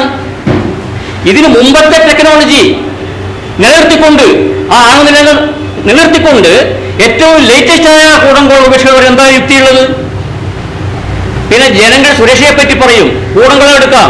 കൂടംകുളം റിയാക്ടറിന് 1.5 കിലോമീറ്റർ ചുറ്റളവിൽ ജനങ്ങളെ മാറ്റി പാർപ്പിച്ചിട്ടുണ്ട്. എന്നാൽ ഈ 1.5 കിലോമീറ്റർ ഉള്ളിലാണ് ടൗൺഷിപ്പ് ഉള്ളത്. ആ ടൗൺഷിപ്പിലാണ് കൂടംകുളം റിയാക്ടറിന്റെ ജീവനക്കാർ, ടെക്നീഷ്യന്മാർ, ശാസ്ത്രജ്ഞന്മാർ, കുട്ടികളടക്കം 1000-ഓളം പേർ ജീവിക്കുക. എന്തെങ്കിലും അപകടമുണ്ടായാൽ ആദ്യം ബാധിക്കുവാരെയാണ്? ഈ ജീവനക്കാരെ. 1.5 കിലോമീറ്റർ അപ്പുറമുള്ള ആളുകളെ പറ്റി ആശങ്കപ്പെടുന്ന നമ്മുടെ ആൾക്കാർ എന്തുകൊണ്ട് കുട്ടികളടക്കം 1000 പേർ ഇവിടെ ഉണ്ടല്ലോ ജീവനക്കാർ, അവരെ പറ്റി ആവരപ്പെടുന്നില്ല? എന്തുകൊണ്ട് അവരവിടെ താമസിക്കുന്നു? അവർക്കറിയാം ഇത് അപകടരഹിതമാണ്. ആ ആണവന്റെ അടുത്ത ടൗൺഷിപ്പ് കുട്ടികൾ ഓടിക്കളിക്കും. നമ്മൾ സാങ്കല്പിക ഭയം കൊണ്ട് ആളുകൾ ഇങ്ങനെ ഭീതി പ്രചരിപ്പിക്കുകയാണ്. ചെർണോബിലും തിയാനൻമെന്റും ഫുകുഷിമയിലും കാട്ടിക്കൊണ്ട് ഒരിക്കലും ഒരു അപകടം അതേപോലെ ആവർത്തിക്കുകയില്ല. ചെർണോബിൽ ആവർത്തിക്കുകയില്ല. പിന്നെ പ്രകൃതി ദുരന്തങ്ങൾ അത് ആർക്കും ഒന്നും പറയാൻ പറ്റില്ല, ഒരു ഗ്യാരണ്ടിയില്ല. ഇത്രയും പറയാനുള്ളത്. നമ്മൾ കഴിഞ്ഞ അപകടത്തിനെതിരായിട്ടാണ് മുൻകരുതലുകൾ എടുക്കുക എന്ന് ഞാൻ പറഞ്ഞതിനെ അക്ഷരപ്രതി ശ്രീ സുകുമാരൻ ശരിവച്ചിട്ടുണ്ട്. കഴിഞ്ഞ തവണത്തെ മണ്ടത്തരം ഇനി ഉണ്ടാവില്ല. പക്ഷെ ഓരോ അപകടവും ഉണ്ടാകുന്ന പുതിയ മണ്ടത്തരങ്ങളിലൂടെയാണ്. ഇനി വരാൻ പോകുന്ന മണ്ടത്തരം എന്താണെന്ന് നമുക്ക് പറയാനും സാധിക്കില്ല. അത് സംഭവിക്കുമ്പോഴേ പറയാൻ സാധിക്കൂ. പക്ഷെ ഒരു കാര്യം അദ്ദേഹം സമ്മതിക്കുന്നു, ഈ പ്രകൃതി ദുരന്തങ്ങളെ നമുക്ക് പ്രവചിക്കാൻ സാധിക്കില്ല. പക്ഷെ സുനാമിയിലെ ഏതെങ്കിലും ഒരു പ്രകൃതി നിയമത്തിലെ അതിൻ്റെ സുനാമി തിരമാലയ്ക്ക് 9 മീറ്ററേ പൊക്കം ഉണ്ടാവൂ എന്നൊരു പ്രകൃതി നിയമം ഉണ്ടോ എന്ന് എനിക്കറിയില്ല. അങ്ങനെയാണ് കഴിഞ്ഞ തവണത്തെ പൊക്കം. അപ്പോൾ ഇനി അതിനപ്പുറം ഉണ്ടാവില്ല. അത്ര നമുക്ക് പറയാൻ പറ്റൂ എന്നാണ് അദ്ദേഹം പറയുന്നത്. ശരിയാണ്, അത്ര നമുക്ക് പറയാൻ പറ്റൂ. അതുകൊണ്ടാണ് ഈ പറയാൻ പറ്റാത്ത സാഹചര്യങ്ങളിൽ അപകടമുണ്ടായാൽ എന്താണ് അതിന് കൊടുക്കേണ്ട വില, അത് കൊടുക്കാൻ നമ്മൾ തയ്യാറാണ്. നമ്മൾ വിമാനത്തിൽ കയറുന്ന സമയത്ത് വിമാനം അപകടം ഉണ്ടാകാം എന്നുള്ളൊരു സാധ്യതയുണ്ട്. വിമാനം തകർന്നാലും നമ്മൾ ചാവും. അത് അറിഞ്ഞുകൊണ്ട് തന്നെയാണ് വിമാനത്തിൽ കയറുന്നത്. നമ്മൾ അങ്ങനെ അക്ഷരാർത്ഥത്തിൽ അത് നമ്മൾ പറയുന്നില്ലെങ്കിലും ആ അസംഷൻ എപ്പോഴും ഉണ്ട്. പക്ഷെ ആണവ അപകടത്തിൽ ഉണ്ടാകുന്ന അപകടത്തിൻ്റെ വില കൊടുക്കാൻ ഒരു രാജ്യത്തിനും കഴിയില്ല, പ്രത്യേകിച്ച് ഇന്ത്യയെ പോലുള്ള രാജ്യത്തിന് കഴിയില്ല. അത് ഞാൻ പറഞ്ഞതിന് അദ്ദേഹത്തിൻ്റെ വാദങ്ങൾ ശരിവെക്കുകയാണ്. അതിലെനിക്ക് സന്തോഷമുണ്ട്. നേരത്തെ ഞാൻ പറയാതെ വിട്ട അദ്ദേഹം നേരത്തെ മെൻഷൻ ചെയ്ത ഒരു കാര്യത്തിലേക്ക് ഞാൻ മടങ്ങി വരികയാണ്. ഈ ആണവ വേസ്റ്റ്, ന്യൂക്ലിയർ ആണവ മാലിന്യങ്ങൾ, അമേരിക്കയിൽ 60 വർഷമായി പ്രവർത്തിക്കുന്ന ആണവ റിയാക്ടറുകളുടെ മാലിന്യങ്ങളെല്ലാം കൂടി ഒരു ഫുട്ബോൾ ഗ്രൗണ്ടിൽ 10 മീറ്റർ ആഴത്തിൽ കുഴിച്ചിടാനുള്ളതേ ഉള്ളൂ എന്നാണ്. വളരെ ശരിയാണ്. പക്ഷേ ഈ ഫുട്ബോൾ ഗ്രൗണ്ട് എവിടെ ആയിരിക്കണം? അത് ഭൂമിക്ക് ഏകദേശം ഒരു 100 മീറ്റർ എങ്കിലും ആഴത്തിൽ ലിവിങ് റോക്കിൽ, അതായത് അവിടെ യാതൊരു കാരണവശാലും വെള്ളം അരിച്ചെത്തില്ല എന്ന് ഉറപ്പുള്ള പാറയിൽ തുരന്നുണ്ടാക്കിയ ഒരു ഫുട്ബോൾ ഗ്രൗണ്ടിൽ 10 മീറ്റർ ആഴത്തിൽ വയ്ക്കാൻ വേണ്ട മാലിന്യങ്ങളാണ് ഇതിനകം ഈ വെറും 120 റിയാക്ടറുകളിൽ അവിടെ ഉണ്ടായിരിക്കുന്നത്. നമ്മുടെ ഭാവി ഊർജ്ജ സ്രോതസ് ആണവോർജ്ജമാണെങ്കിൽ ലോകമൊട്ടാകെ ഇത്തരത്തിലുള്ള ആയിരക്കണക്കിന് പവർ പ്ലാന്റുകൾ, ആണവ പവർ പ്ലാന്റുകൾ ഉണ്ടാകാം. ഇത്തരത്തിലുള്ള 100 കണക്കിന് ഫുട്ബോൾ ഫീൽഡുകൾ ഭൂമിക്കടിയിൽ തുരന്നുണ്ടാക്കേണ്ടി വരും. പക്ഷെ അമേരിക്കയിൽ അത്തരത്തിലുള്ള ഒരു ഫുട്ബോൾ ഗ്രൗണ്ട് ഇപ്പോഴും ഇല്ല. അതുണ്ടാക്കാനായിട്ട് അവർ നവാഡ സംസ്ഥാനം തിരഞ്ഞെടുത്തു. നവാഡയിൽ ഇതിന് പറ്റിയത് എന്ന് ബാക്കിയുള്ളവർ തീരുമാനിച്ച ഒരു സ്ഥലം ഐഡന്റിഫൈ ചെയ്ത് അവിടെ ഭൂമിക്കടിയിൽ ഇത്തരത്തില് തുറന്ന് ഒരു ഫുട്ബോൾ ഗ്രൗണ്ട് ഉണ്ടാക്കി കഴിഞ്ഞപ്പോൾ നവാഡ സംസ്ഥാനത്തുള്ളവർ പറഞ്ഞു ഇതിവിടെ പറ്റില്ല. ഒബാമ ഭരണകൂടത്തിന്റെ സമയത്ത് ആ പദ്ധതി ക്യാൻസൽ ചെയ്യേണ്ടി വന്നു. കോടിക്കണക്കിന് ഡോളർ ചെലവാക്കി തുറന്നുണ്ടാക്കിയ ഫുട്ബോൾ ഗ്രൗണ്ടിൽ ഇപ്പോൾ പന്തുകളി പോലുമില്ല. അവിടെ ഇപ്പോഴും ഈ ആണവ മാലിന്യങ്ങൾ നേരത്തെ ഫുകുഷിമയിൽ കണ്ടതുപോലെ വിവിധ പവർ പ്ലാന്റുകളിലെ പ്രത്യേക സ്ഥലങ്ങളിലെ ലെഡ് കാസ്കറ്റ്സിനകത്ത് വെച്ച് കാവലിരിക്കുകയാണ്. അതിൽ നിന്ന് ചോർച്ച വരാൻ പാടില്ല. ഇത് തണുപ്പിച്ചുകൊണ്ടിരിക്കണം. എയർ കണ്ടീഷൻഡ് ചേംബറിലായിരിക്കണം വെക്കേണ്ടത്. അത് ഭീകരവാദികളുടെ കയ്യിൽ കിട്ടുകയാണെങ്കിൽ എന്തെന്നില്ലാത്ത അപകടങ്ങളിലേക്ക് നയിക്കാം. അത് അവർക്കത് വെച്ച് ബോംബുണ്ടാക്കാൻ പറ്റില്ലായിരിക്കാം, പക്ഷേ അത് വെച്ച് ഒരുപാട് നാശനഷ്ടങ്ങൾ ഉണ്ടാക്കാൻ സാധിക്കും. ഈ ആണവ മാലിന്യങ്ങൾ എങ്ങനെ സംസ്കരിക്കണമെന്ന് ഇന്നും ആർക്കും ഉറപ്പില്ല. ശ്രീ സുകുമാരൻ അദ്ദേഹത്തിന്റെ വേറൊരു ബ്ലോഗിൽ എഴുതിയതായിട്ട് ഞാൻ വായിച്ചു. ഇത് നമുക്ക് കടലിൽ തള്ളാമെന്ന് തള്ളിയിട്ടുണ്ട്. ആദ്യകാലത്ത് ഇത് ലെഡ് കാസ്കറ്റ്സിനകത്താക്കി ലോകത്തിലെ ഏറ്റവും ആഴം കൂടിയ പസഫിക് സമുദ്രത്തിന്റെ മറിയാന ട്രഞ്ച് എന്ന് പറയുന്ന സ്ഥലത്ത് ഇത് കടലിൽ താത്തി. 1-2 വർഷം കഴിഞ്ഞപ്പോഴാണ് അവർക്കൊരു സംശയം തോന്നിയത് എങ്ങനെ ഇരിക്കുന്നു അവിടെ. ഉടനെ അവർ ബാത്തിസ്കേപ്പ് ഒക്കെ ഉപയോഗിച്ച് അണ്ടർഗ്രൗണ്ട് ഫോട്ടോഗ്രാഫ് എടുത്തു. അപ്പോൾ ഈ ലെഡ് കൊണ്ടുണ്ടാക്കിയ ശവപ്പെട്ടികളെല്ലാം പൊളിഞ്ഞ് പാളീസായി. 10,000 മീറ്റർ ആഴത്തിലെ വെള്ളത്തിന്റെ മർദ്ദം അറ്റ്മോസ്ഫറിക് പ്രഷറിന്റെ 1000 ഇരട്ടിയാണ്. ആ മർദ്ദത്തിൽ ഇത് തകർന്ന് ആണവ മാലിന്യങ്ങൾ കടലിന്റെ അടിയിൽ മുഴുവൻ പരന്നതായിട്ട് കണ്ടു. അതിനുശേഷം അവർ കടലിൽ തള്ളിയിട്ടില്ല. അദ്ദേഹം വേറൊരു ബ്ലോഗിൽ എഴുതിയുണ്ടായി നമുക്കിത് റോക്കറ്റിൽ കയറ്റി മറ്റ് ഗ്രഹങ്ങളിലേക്ക് അയക്കാമെന്ന്. തിരുവനന്തപുരത്ത് ഓരോരുത്തർ കാലത്തെ സ്കൂട്ടറിൽ പോയി ചവറ് ഓരോ സ്ഥലത്ത് വലിച്ചെറിയുന്നത് പോലെ നമ്മളിങ്ങനെ ഈ ബഹിരാകാശത്ത് പറന്നു നടന്ന ആണവ മാലിന്യങ്ങൾ ഓരോ ഗ്രഹത്തിലും ഇട്ടുപോകുന്ന ഒരു ചിത്രം സങ്കല്പിച്ച് നോക്കുക. ഏറ്റവും നിരുത്തരവാദപരമായ നിർദ്ദേശമാണ്. പക്ഷെ അദ്ദേഹത്തിന് ഞാൻ കുറ്റം പറയില്ല. വളരെ ഉത്തരവാദിത്വമുള്ള ആണവ ശാസ്ത്രജ്ഞന്മാർ ഒരു ഘട്ടത്തിൽ ആലോചിച്ചതാണത്. പക്ഷെ ഒരു ചോദ്യം വന്നു, ഇത് മുകളിലേക്ക് പറത്തി വിടുന്ന റോക്കറ്റ് എന്തെങ്കിലും ഒരു അപകടം ഉണ്ടായാൽ എന്ത് സംഭവിക്കും? ഒന്നാന്തര ആറ്റം ബോംബാവും. അതുകൊണ്ട് അത് വേണ്ടാന്ന് വെച്ചു. ചുരുക്കത്തില് ഇപ്പോഴും തൃപ്തികരമായ ഉത്തരമില്ല. അതിന് ഭാവി തലമുറകൾ പരിഹരിച്ചോളും എന്ന് പറഞ്ഞ് നമ്മൾ നമ്മുടെ കുട്ടികളുടെ തലയിൽ മക്കളെ ഇതിൽ നിന്ന് എടുക്കാവുന്ന ഇലക്ട്രിസിറ്റിയൊക്കെ ഞങ്ങൾ എടുത്തിട്ടുണ്ട്, ഈ മാലിന്യങ്ങൾ നിങ്ങൾ എന്താന്ന് വെച്ചാൽ ചെയ്തോളൂ. ഇത് സ്വീകാര്യമാണോ? ഉത്തരവാദിത്വമുള്ള ഒരു സമൂഹത്തിന് സ്വീകാര്യമാണോ ഈ പാപഭാരം മുഴുവൻ ഭാവി തലമുറകളിലേക്ക് പകരുന്നത്? അതുപോലെ തന്നെയാണ് ഈ ആണവോർജത്തിന് ഒരിക്കലും ലോകത്തിന്റെ ഊർജാവശ്യങ്ങൾ നിറവേറാൻ സാധിക്കില്ല. അദ്ദേഹം ഇവിടെ ഗ്ലോബൽ വാർമിങ്ങിനെയൊക്കെ പറ്റി പറഞ്ഞു. ഇപ്പൊ ആണവവാദികളാണ് ഏറ്റവും വലിയ പരിസ്ഥിതിവാദികൾ. ഗ്ലോബൽ വാർമിംഗ് ഒഴിവാക്കണമെങ്കിൽ ആണവ നിലയങ്ങൾ സ്ഥാപിക്കുമെന്നാണ് അവർ പറയുന്നത്. പക്ഷേ ഇന്ത്യയുടെ ഏറ്റവും അംബിഷ്യസ് ആയിട്ടുള്ള ആണവ പരിപാടി അനുസരിച്ച് പോലെ 2030 നമ്മുടെ മൊത്തം വൈദ്യുത ആവശ്യത്തിന്റെ 10% മാത്രമേ ആണവ നിലയങ്ങളിൽ നിന്ന് ഉണ്ടാക്കാൻ സാധിക്കുകയുള്ളൂ. 1993 ലോകത്തെ മൊത്തം വൈദ്യുതി ഉൽപാദനത്തിന്റെ 17% ആണവ നിലയങ്ങളിൽ നിന്നായിരുന്നു. 2011 അത് 11% കുറഞ്ഞു. ആണവ വ്യവസായത്തിന്റെ ഗതി താഴോട്ടാണ്. പടവലങ്ങ വളരുന്ന പോലെയാണ്, അത് താഴോട്ടാണ് വളരുന്നത്. അതിനിയും കുറഞ്ഞുകൊണ്ടേയിരിക്കും. ഞാൻ നേരത്തെ സൂചിപ്പിച്ച പോലെ പല രാജ്യങ്ങളും ആണവോർജത്തെ കൈവിടിഞ്ഞുകൊണ്ടിരിക്കുകയാണ്. അപ്പോഴും കുറച്ച് രാജ്യങ്ങൾ ഇപ്പോഴും അണുശക്തിയാണ് ശാസ്ത്രത്തിന്റെ ഏറ്റവും വലിയ വരദാനം എന്ന് വിശ്വസിച്ചുകൊണ്ടിരിക്കുകയാണ്. അവരെ ശാസ്ത്രത്തിന്റെ വളർച്ചയുടെ ഏതോ ഘട്ടത്തിൽ കുരുങ്ങിക്കിടക്കുകയാണ് എന്ന് എനിക്ക് പറയാനുള്ളത്. അതിനുശേഷം ശാസ്ത്രം ഒരുപാട് മുൻപോട്ട് പോയിട്ടുണ്ട്. ആണവ ഊർജത്തെക്കാൾ ഫലപ്രദമായ, ചെലവ് കുറഞ്ഞ, അപകടരഹിതമായ, വികേന്ദ്രീകൃതമായി ജനങ്ങൾക്ക് ഉപയോഗിക്കാവുന്ന സൗരോർജവും പവനോർജവും ഇന്ന് നമുക്ക് മെരുങ്ങിക്കഴിഞ്ഞിരിക്കുന്നു. അത് കാണാനുള്ള കണ്ണ് നമുക്കുണ്ടായാൽ മതി. ആണവോർജത്തിന് വേണ്ടി വിവിധ രാജ്യങ്ങൾ എത്രയോ ബില്യൺ ഡോളറാണ് ചെലവാക്കിയിരിക്കുന്നത്. അതിൻ്റെ ഒരു ശതമാനം സൗരോർജ വികസനത്തിന് വേണ്ടി ചെലവാക്കിയിരുന്നെങ്കിൽ ഇന്ന് സൗരോർജത്തിന്റെ കാര്യത്തിൽ ഉണ്ടായിരിക്കുന്ന വിലക്കുറവ് ഒരു 10-20 വർഷം മുൻപ് ഉണ്ടാകുമായിരുന്നു. ഇന്ന് ആ അവസ്ഥ ഉണ്ടായി കഴിഞ്ഞിരിക്കുന്നു. 1 ലക്ഷം രൂപയ്ക്ക് 1 കിലോ വാട്ട് വൈദ്യുതി ഉത്പാദിപ്പിക്കാൻ കഴിയുന്ന അദ്ദേഹം പറഞ്ഞ ഒരു കാര്യം വസ്തുതാപരമായി ശരിയല്ല. ഇത് ബാറ്ററി കൂടിയേ തീരൂ എന്ന് അദ്ദേഹം പറഞ്ഞു. ബാറ്ററി ആവശ്യമില്ല. വൈദ്യുതി ഉത്പാദിപ്പിച്ച് അത് ഗ്രിഡിലേക്ക് തന്നെ കൊടുക്കാൻ, അത് AC ആക്കി മാറ്റുന്നതിന് ബാറ്ററിയുടെ ആവശ്യമില്ല, ഇൻവെർട്ടർ മതി. അത് ഇൻവെർട്ടറിലൂടെ AC ആക്കി മാറ്റി നമുക്ക് വൈദ്യുതി ലൈനിലേക്ക് കൊടുക്കാം. പക്ഷേ വൈദ്യുതി ശേഖരിച്ചു വെക്കേണ്ടത് ആവശ്യമാണ്.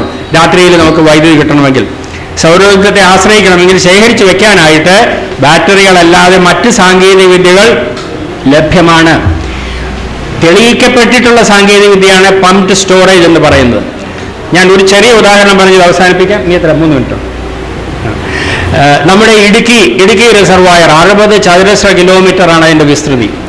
അവിടെ വീഴുന്ന സൗരോർജ്ജത്തെ വൈദ്യുതിയാക്കി മാറ്റാമെങ്കിൽ നമുക്ക് 6000 മെഗാവാട്ട് വൈദ്യുതി ഇടുക്കി റിസർവായറിൻ്റെ ഉപരിതലത്തിൽ നിന്നുണ്ടാക്കാം. അവിടുത്തെ വെള്ളമാണ് കിടന്നോട്ടെ. ആ ഇടുക്കി റിസർവായർ മുഴുവൻ കവർ ചെയ്യാൻ പറ്റില്ല. ശരി, അതിൻ്റെ 1/3 കവർ ചെയ്യുകയാണെങ്കിൽ തന്നെ 2000 മെഗാവാട്ട് നമുക്ക് ഉത്പാദിപ്പിക്കാം. ഈ 2000 മെഗാവാട്ട് പകൽ സമയത്ത് നമുക്ക് മുഴുവൻ ആവശ്യമില്ല. ആ വൈദ്യുതി ഉപയോഗിച്ച് നമുക്ക് ഇടുക്കിയിലോ അല്ലെങ്കിൽ അതുപോലെ മറ്റേതെങ്കിലും റിസർവോയറിലോ താഴെ തലത്തിൽ നിന്ന് വെള്ളം പമ്പ് ചെയ്ത് തിരിച്ച് മേലോട്ട് കയറ്റുന്ന സാങ്കേതികവിദ്യ പണ്ടിനാലെ ഉണ്ട്. ഇന്ത്യയിൽ തന്നെ പംപ്ഡ് സ്റ്റോറേജ് പവർ പ്ലാന്റുകൾ പ്രവർത്തിക്കുന്നുണ്ട്. നമ്മുടെ പെരിയാർ നദീതടത്തിൽ 2000 മെഗാവാട്ട് പംപ്ഡ് സ്റ്റോറേജിലൂടെ ഉത്പാദിപ്പിക്കാനുള്ള സാധ്യത സെൻട്രൽ ഇലക്ട്രിസിറ്റി അതോറിറ്റി നേരത്തെ കണ്ടെത്തിയിട്ടുണ്ട്. അത്തരം സാധ്യതകളുണ്ട്. നമ്മൾ ഇതുവരെ അങ്ങോട്ട് തിരിഞ്ഞു നോക്കിയിട്ടില്ല. ഇപ്പോൾ അത് തിരിഞ്ഞു നോക്കാനുള്ള സമയമായിരിക്കുന്നു, അത് പഠിക്കാനുള്ള സമയമായിരിക്കുന്നു. അവിടെയാണ് ആധുനിക സാങ്കേതിക വിദ്യ നമ്മുടെ സഹായത്തിന് എത്തേണ്ടത്. ഇത്തരം ഉത്തരങ്ങൾ സാങ്കേതിക വിദ്യയുടെ പുരോഗതിയിലൂടെ നമുക്ക് കൈവരും. അപ്പോൾ ആണവ നിലയങ്ങളെ ഭാവി തലമുറ പുച്ഛിച്ച് തള്ളുന്ന ഒരവസ്ഥയുണ്ടാകും. നമ്മൾ 10,000 17,000 കോടി രൂപ കൂടംകുളത്ത് മുടക്കി എന്ന് പറയും. ഇനി അത് എങ്ങനെയാണ് നമ്മൾ കളയും? അമേരിക്കയിൽ അവർ $300 ബില്യൺ ഏകദേശം 30,000 കോടി രൂപ മുടക്കി സ്ഥാപിച്ച ഷോർഹാം പവർ പ്ലാന്റ് പണി തീർന്നതിന് ശേഷം അവർ ഉപേക്ഷിക്കാനുണ്ടായ കാരണം അവിടെ ഒരപകടമുണ്ടായാൽ ചുറ്റുപാടും ഉള്ള 30 കിലോമീറ്ററിനകത്തുള്ള ആളുകളെ എങ്ങനെ ഒഴിപ്പിക്കും എന്ന ചോദ്യം വന്നു. അവിടെ അപകടം ഉണ്ടാവില്ല എന്ന് അബ്ദുൽ കലാം അഷ്വർ ചെയ്തിട്ടുണ്ട്. ഒരു പേടിക്കൊന്നും വേണ്ട. അമേരിക്കൻ പ്രസിഡന്റ് അഷ്വർ ചെയ്തിട്ടുണ്ടെന്ന് പറഞ്ഞാൽ അവിടെ ഏശില്ല. ഈ 30 കിലോമീറ്ററിനകത്തുള്ള ആളുകളെ ഒഴിപ്പിക്കാൻ സാധിക്കില്ല എന്ന് വ്യക്തമായപ്പോൾ അങ്ങനെയാണെങ്കിൽ ഈ ആണവ നിലയം പ്രവർത്തിപ്പിക്കാൻ സാധിക്കില്ല എന്ന് സിറ്റി തീരുമാനമെടുത്തു. അത്തരം ചരിത്രം ലോകത്ത് മറ്റു പല രാജ്യങ്ങളിലും ഉണ്ടായിട്ടുണ്ട്. ഫിലിപ്പൈൻസിൽ അതുണ്ടായിട്ടുണ്ട്, സ്വിറ്റ്സർലൻഡിൽ ഉണ്ടായിട്ടുണ്ട്. പണി തീർന്ന ആണവ നിലയങ്ങൾ ഉപേക്ഷിച്ച ചരിത്രം ഉണ്ടായിട്ടുണ്ട്. ഇത് ആദ്യമായിട്ടൊന്നുമല്ല നമ്മൾ ഇത്തരത്തിലുള്ള ഒരു അവസ്ഥയിലെത്തുന്നത്. മറ്റൊരു കാര്യം ഇതിലൂടെ മറുപടി പറഞ്ഞുകൊണ്ട് ഞാൻ അവസാനിപ്പിക്കാം. എന്തുകൊണ്ട് മറ്റ് ആണവ നിലയങ്ങളെ നമ്മൾ എതിർക്കുന്നില്ല?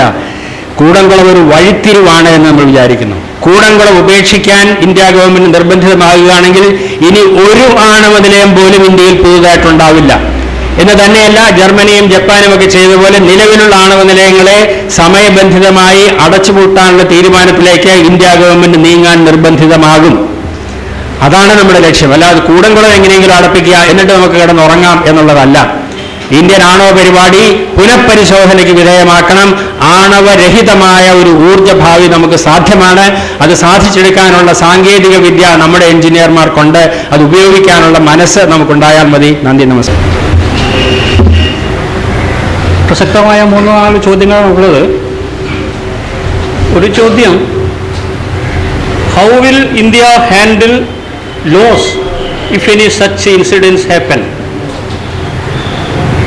മോണിറ്ററി എക്സ്പെർട്സ് ആണ് ഉദ്ദേശിക്കുന്നത്. How will India handle loss if any such incidence happen? അതിനിപ്പോൾ ഞാൻ എന്താ പറയാ? ഇതുപോലെയുള്ള നഷ്ടങ്ങൾ സാമ്പത്തികമായി ഉണ്ടായാൽ എങ്ങനെ അത് മാനേജ് ചെയ്യുമെന്നാണ് ചോദിക്കുന്നത്. അതൊരു സാങ്കല്പിക ചോദ്യമാണ്. ശരിക്കും പറഞ്ഞാൽ ആ ചോദ്യത്തിന് ഉത്തരം എൻ്റെ പരിധിയിൽ വരുന്ന കാര്യമല്ല. ഒന്നാമത് സാങ്കല്പികം. ഇനി സച്ച് ഇൻസിഡൻസ് ഹാപ്പൻ ഒരു സ്പെസിഫിക് പറഞ്ഞിട്ടില്ല. അപ്പോൾ ആ ചോദ്യത്തിന് ഉത്തരം വരാൻ ഞാൻ നിസ്സഹായനാണ്.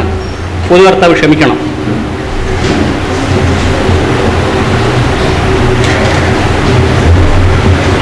മറ്റൊരു ചോദ്യം,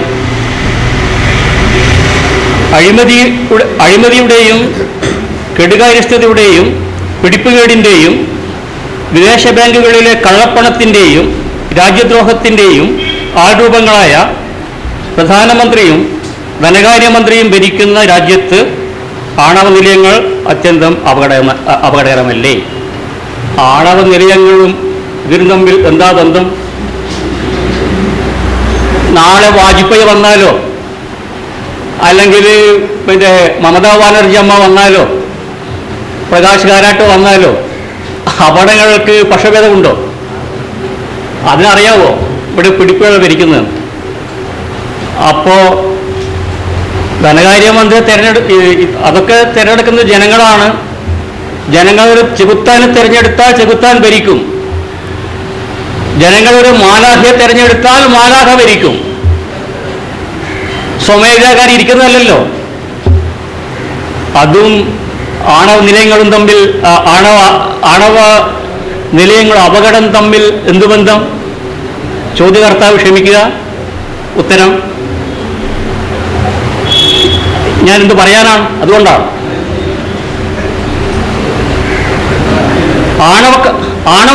ഒരു പ്രസക്തമായ ചോദ്യം. ആണവ കരാറിൽ നിന്നും യുറേനിയം പ്രൊഡ്യൂസർമാരായ രാജ്യങ്ങൾ പിന്മാറിയാൽ പകരം വയ്ക്കാൻ ഇന്ധന സ്രോതസ് ഇന്ത്യയിലുണ്ടോ? തോറിയം റിയാക്ടർ ഇനിയും കണ്ടെത്തേണ്ട സാങ്കേതിക വിദ്യയാണ്. അത്തരത്തിൽ ഇന്ധന ലഭ്യത ഇല്ലാതായാൽ ലക്ഷക്കണക്കിന് കോടി രൂപ ചെലവഴിച്ച് നിർമ്മിച്ച ആണവ നിലയങ്ങൾ വേസ്റ്റ് ആവില്ലേ? ഇന്ത്യ പോലൊരു വികസിത രാഷ്ട്രം ആ നഷ്ടം എങ്ങനെ താങ്ങും? ശരിയാണ്. നമ്മൾക്ക് ഇവിടെ ഈ ആണവ റിയാക്ടറുകളുടെ നമ്മളൊരു പ്രതിസന്ധി നേരിടുകയുണ്ടായി. അതായത് ഇന്ത്യ ആണവ നിർവ്യാപന കരാറിൽ ഒപ്പുവെച്ചിരുന്നില്ല. അതുകൊണ്ട് നമുക്ക് ഇന്ധനം യുറേനിയം ഒരു രാജ്യങ്ങളും തന്നിരുന്നില്ല. റഷ്യയാണ് തരാൻ മുന്നോട്ട് വന്നത്. കൂടംകുളം ആണവ നിലയം അത് പ്രവർത്തിക്കുന്ന കാലത്തോളം യുറേനിയം തരാമെന്ന് റഷ്യ കരാറുണ്ട്. കൂടംകുളം നിലയം ഇപ്പോൾ ഒരു യൂണിറ്റ് അടുത്ത മാസം കമ്മീഷൻ ചെയ്യും. രണ്ടാമത്തെ യൂണിറ്റ് ഒരു 2-3 മാസം കൊണ്ട് പ്രവർത്തനം തുടങ്ങും. 2 യൂണിറ്റുകൾ കൂടി അവിടെ പ്രപ്പോസ് ചെയ്യപ്പെട്ടിട്ടുണ്ട് സോവിയറ്റ് യൂണിയന്റെ റഷ്യയുടെ വകയായിട്ട്. അങ്ങനെയാണെങ്കിൽ ഈ 4 റിയാക്ടറുകളിലും അത് പ്രവർത്തിക്കുന്ന കാലത്തോളം യുറേനിയം റഷ്യ തരും. അതിൻ്റെ മാലിന്യം അവർ കൊണ്ടുപോകുന്ന കരാറിലുണ്ട്. അപ്പോൾ നമുക്ക് ഈ ആണവ നിർവ്യാപനക്കാർ ഒപ്പുവെക്കാൻ നമുക്ക് യുറേനിയം കിട്ടിയില്ല. അതുകൊണ്ട് തന്നെ നമ്മൾ ഇന്ത്യൻ ശാസ്ത്രജ്ഞന്മാർ ഒരു ടെക്നോളജി വികസിപ്പിച്ചിട്ടുണ്ട്, തോറിയം ബേസായിട്ട്. അത് നമ്മൾ വളരെ ഫോർവേഡ് വന്നിട്ടുണ്ട്. കൂടംകുളം എന്ന് പറയുന്നത് വെറൊരു ആണവ റിയാക്ടർ മാത്രമല്ല, തോറിയം ഉപയോഗിച്ചുകൊണ്ടുള്ള സാങ്കേതിക വിദ്യ വികസിപ്പിക്കുന്നതിൻ്റെ ഒരു ഭാഗം ആണ് ആണവ റിയാക്ടർ. പിന്നെ അമേരിക്കയുമായി ഒപ്പിട്ടതുകൊണ്ട്, ആണവ നിർവ്യാപന കരാറിൽ അമേരിക്ക ഒപ്പിട്ടതുകൊണ്ട് നമുക്ക് ഏത് രാജ്യവും യുറേനിയം വാങ്ങാം. അപ്പോൾ നമുക്ക് യുറേനിയത്തിന് പ്രശ്നം വരുന്നില്ല, യുറേനിയം കിട്ടും. ഇനി അപ്പോഴേക്ക് നമുക്ക് ഇവിടെ തോറിയുണ്ട്. ആ സാങ്കേതിക വന്നുകൊണ്ടിരിക്കുന്നു. തോറിയം റിയാക്ടർ ഇനിയും കണ്ടെത്തേണ്ടതല്ല. 70% നമ്മളത് പുരോഗമിച്ച് കഴിഞ്ഞു. 60 നമ്മളത് പഠിച്ചിട്ടുണ്ട്. യുറേനിയം നമുക്ക് കിട്ടാതെ ഈ സമയത്ത് ഇന്ത്യൻ ഗവേഷകർ ചെയ്തത് തോറിയം എങ്ങനെ ഇന്ധനം ഉപയോഗിക്കാനുള്ളതാണ്. നിങ്ങൾക്കറിയാലോ, തോറിയം യുറേനിയം കൂട്ടുന്നതിൻ്റെ നിങ്ങൾ പഠിച്ചിട്ടുണ്ടാവുമല്ലോ. അത് പിന്നെ നമുക്ക് സാധിക്കും. അതുകൊണ്ട് ലക്ഷക്കണക്കിന് രൂപ കൂടി ചെലവഴിച്ച് നിർമ്മിച്ചാണ് നിലയങ്ങൾ വേസ്റ്റ് ആവുകയില്ല എന്നാണ് നമുക്ക് പറയാൻ പറ്റുള്ളൂ. അങ്ങനെ ഒരു സാഹചര്യം വരുന്നില്ല. അതുമാത്രമല്ല, നമ്മുടെ ഗവേഷണം ഞാൻ ഒരിക്കൽ പറഞ്ഞു കഴിഞ്ഞതാണ്, നമുക്ക് നമ്മെക്കാളും ചെറിയ വികസന രാജ്യങ്ങൾക്ക് തോറിയം കയറ്റുമതി ചെയ്യാനുള്ള സാധ്യത. ഇന്ന് യുറേനിയം നമ്മൾ വാങ്ങുന്നത് മാതിരി നമ്മൾ യുറേനിയം ഇന്ധനമായി മറ്റ് രാജ്യങ്ങൾക്ക് കയറ്റി അയച്ച് നമ്മൾ ഒരു സമ്പന്ന രാഷ്ട്രമാകാനുള്ള സാധ്യത നമ്മുടെ മുന്നിലുണ്ട്. വെറും ഒരു വെറുതെ പറയുന്നതല്ല, ആ രീതിയിൽ ടെക്നോളജി നമ്മൾ വന്നിട്ടുണ്ട്. അങ്ങനെ ഒരു സാധ്യത നമ്മുടെ മുന്നിലുണ്ട്. അത്രയാണ് ഈ ചോദ്യത്തിന് പറയാനുള്ളത്.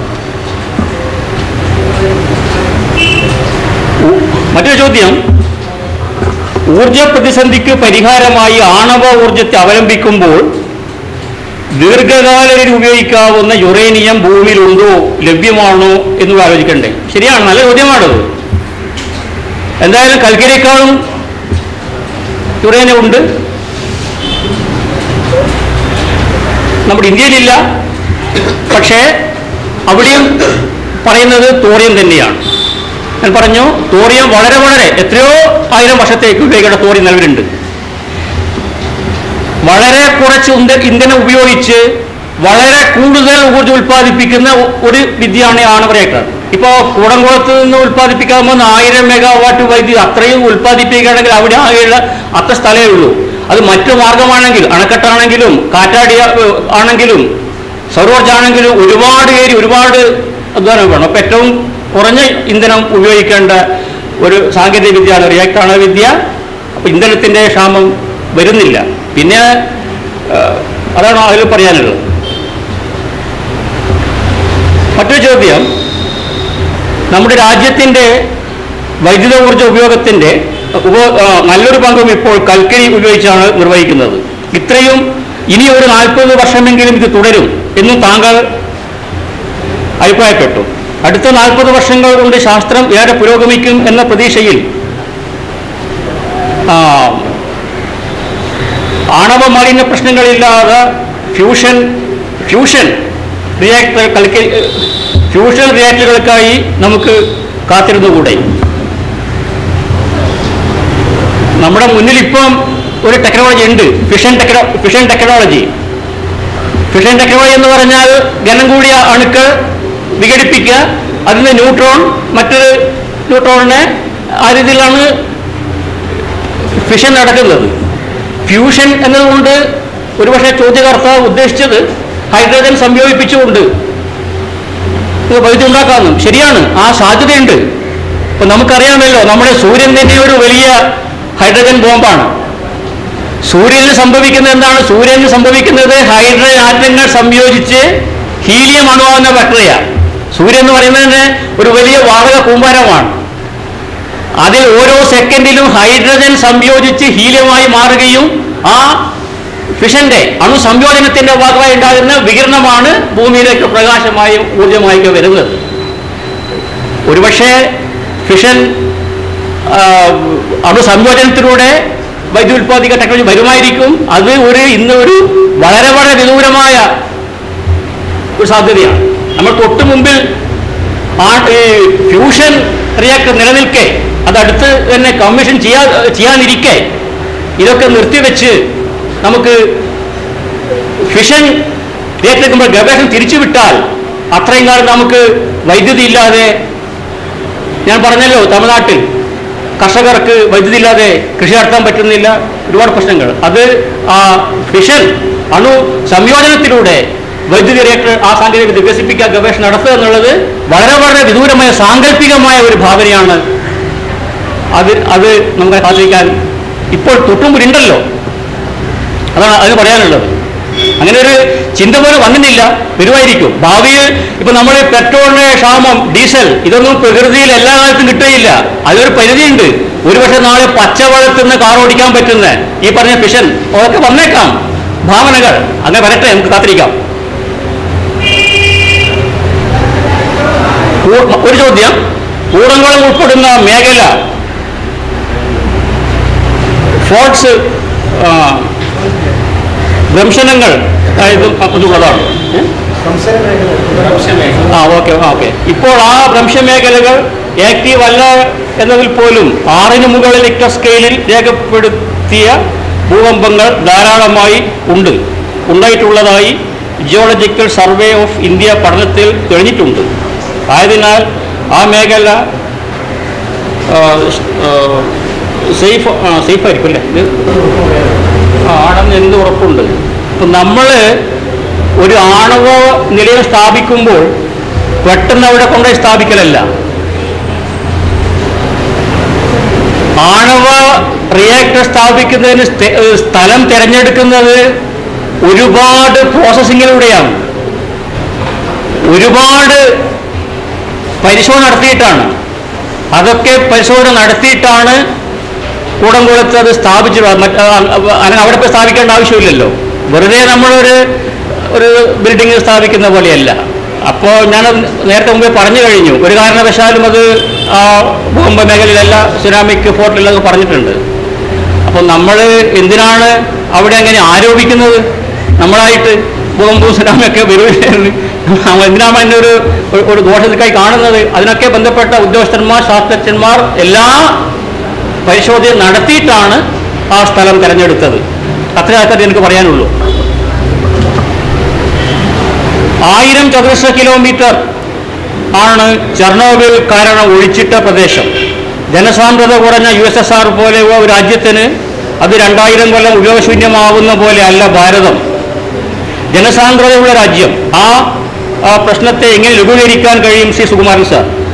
2030 ആകുമ്പോഴേക്കും ഭാരതത്തിൻ്റെ ഊർജാവശ്യം നിറവേറ്റണമെങ്കിൽ 700-900 ആണവ നിലയങ്ങൾ വേണ്ടിവരും. ഇത് ഭാരതം പോലെ ഇത്ര ജനസാന്ദ്രതയുള്ള രാജ്യത്ത് എത്രമാത്രം പ്രായോഗികമാണ്? ആണവ നിലയങ്ങളെ മാത്രം ആശ്രയിക്കുന്ന നിലപാട്. ഒന്നാമത്തെ ചോദ്യം, ചെർണോബിൽ പോലെ 1,00,000 ചതുരശ്ര കിലോമീറ്റർ ആണ്. അത് ഞാൻ ഒരു പ്രാവശ്യം പറഞ്ഞല്ലോ, ചെർണോബിൽ പോലെയുള്ള ഒരു ദുരന്തം വരില്ല. അത് എനിക്ക് പറയാൻ കഴിയും. ഞാൻ കാരണം പറഞ്ഞു കഴിഞ്ഞു. അതുകൊണ്ട് ആ ചോദ്യത്തിന് ഇന്ത്യയിൽ അത് പ്രസക്തിയില്ല, അങ്ങനെ വരില്ല.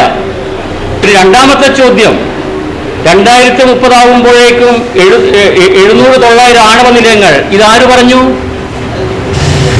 2030 ആകുമ്പോഴേക്കും 700-900 ആണവ നിലയങ്ങൾ വേണ്ടെന്ന് ആര് പറഞ്ഞു?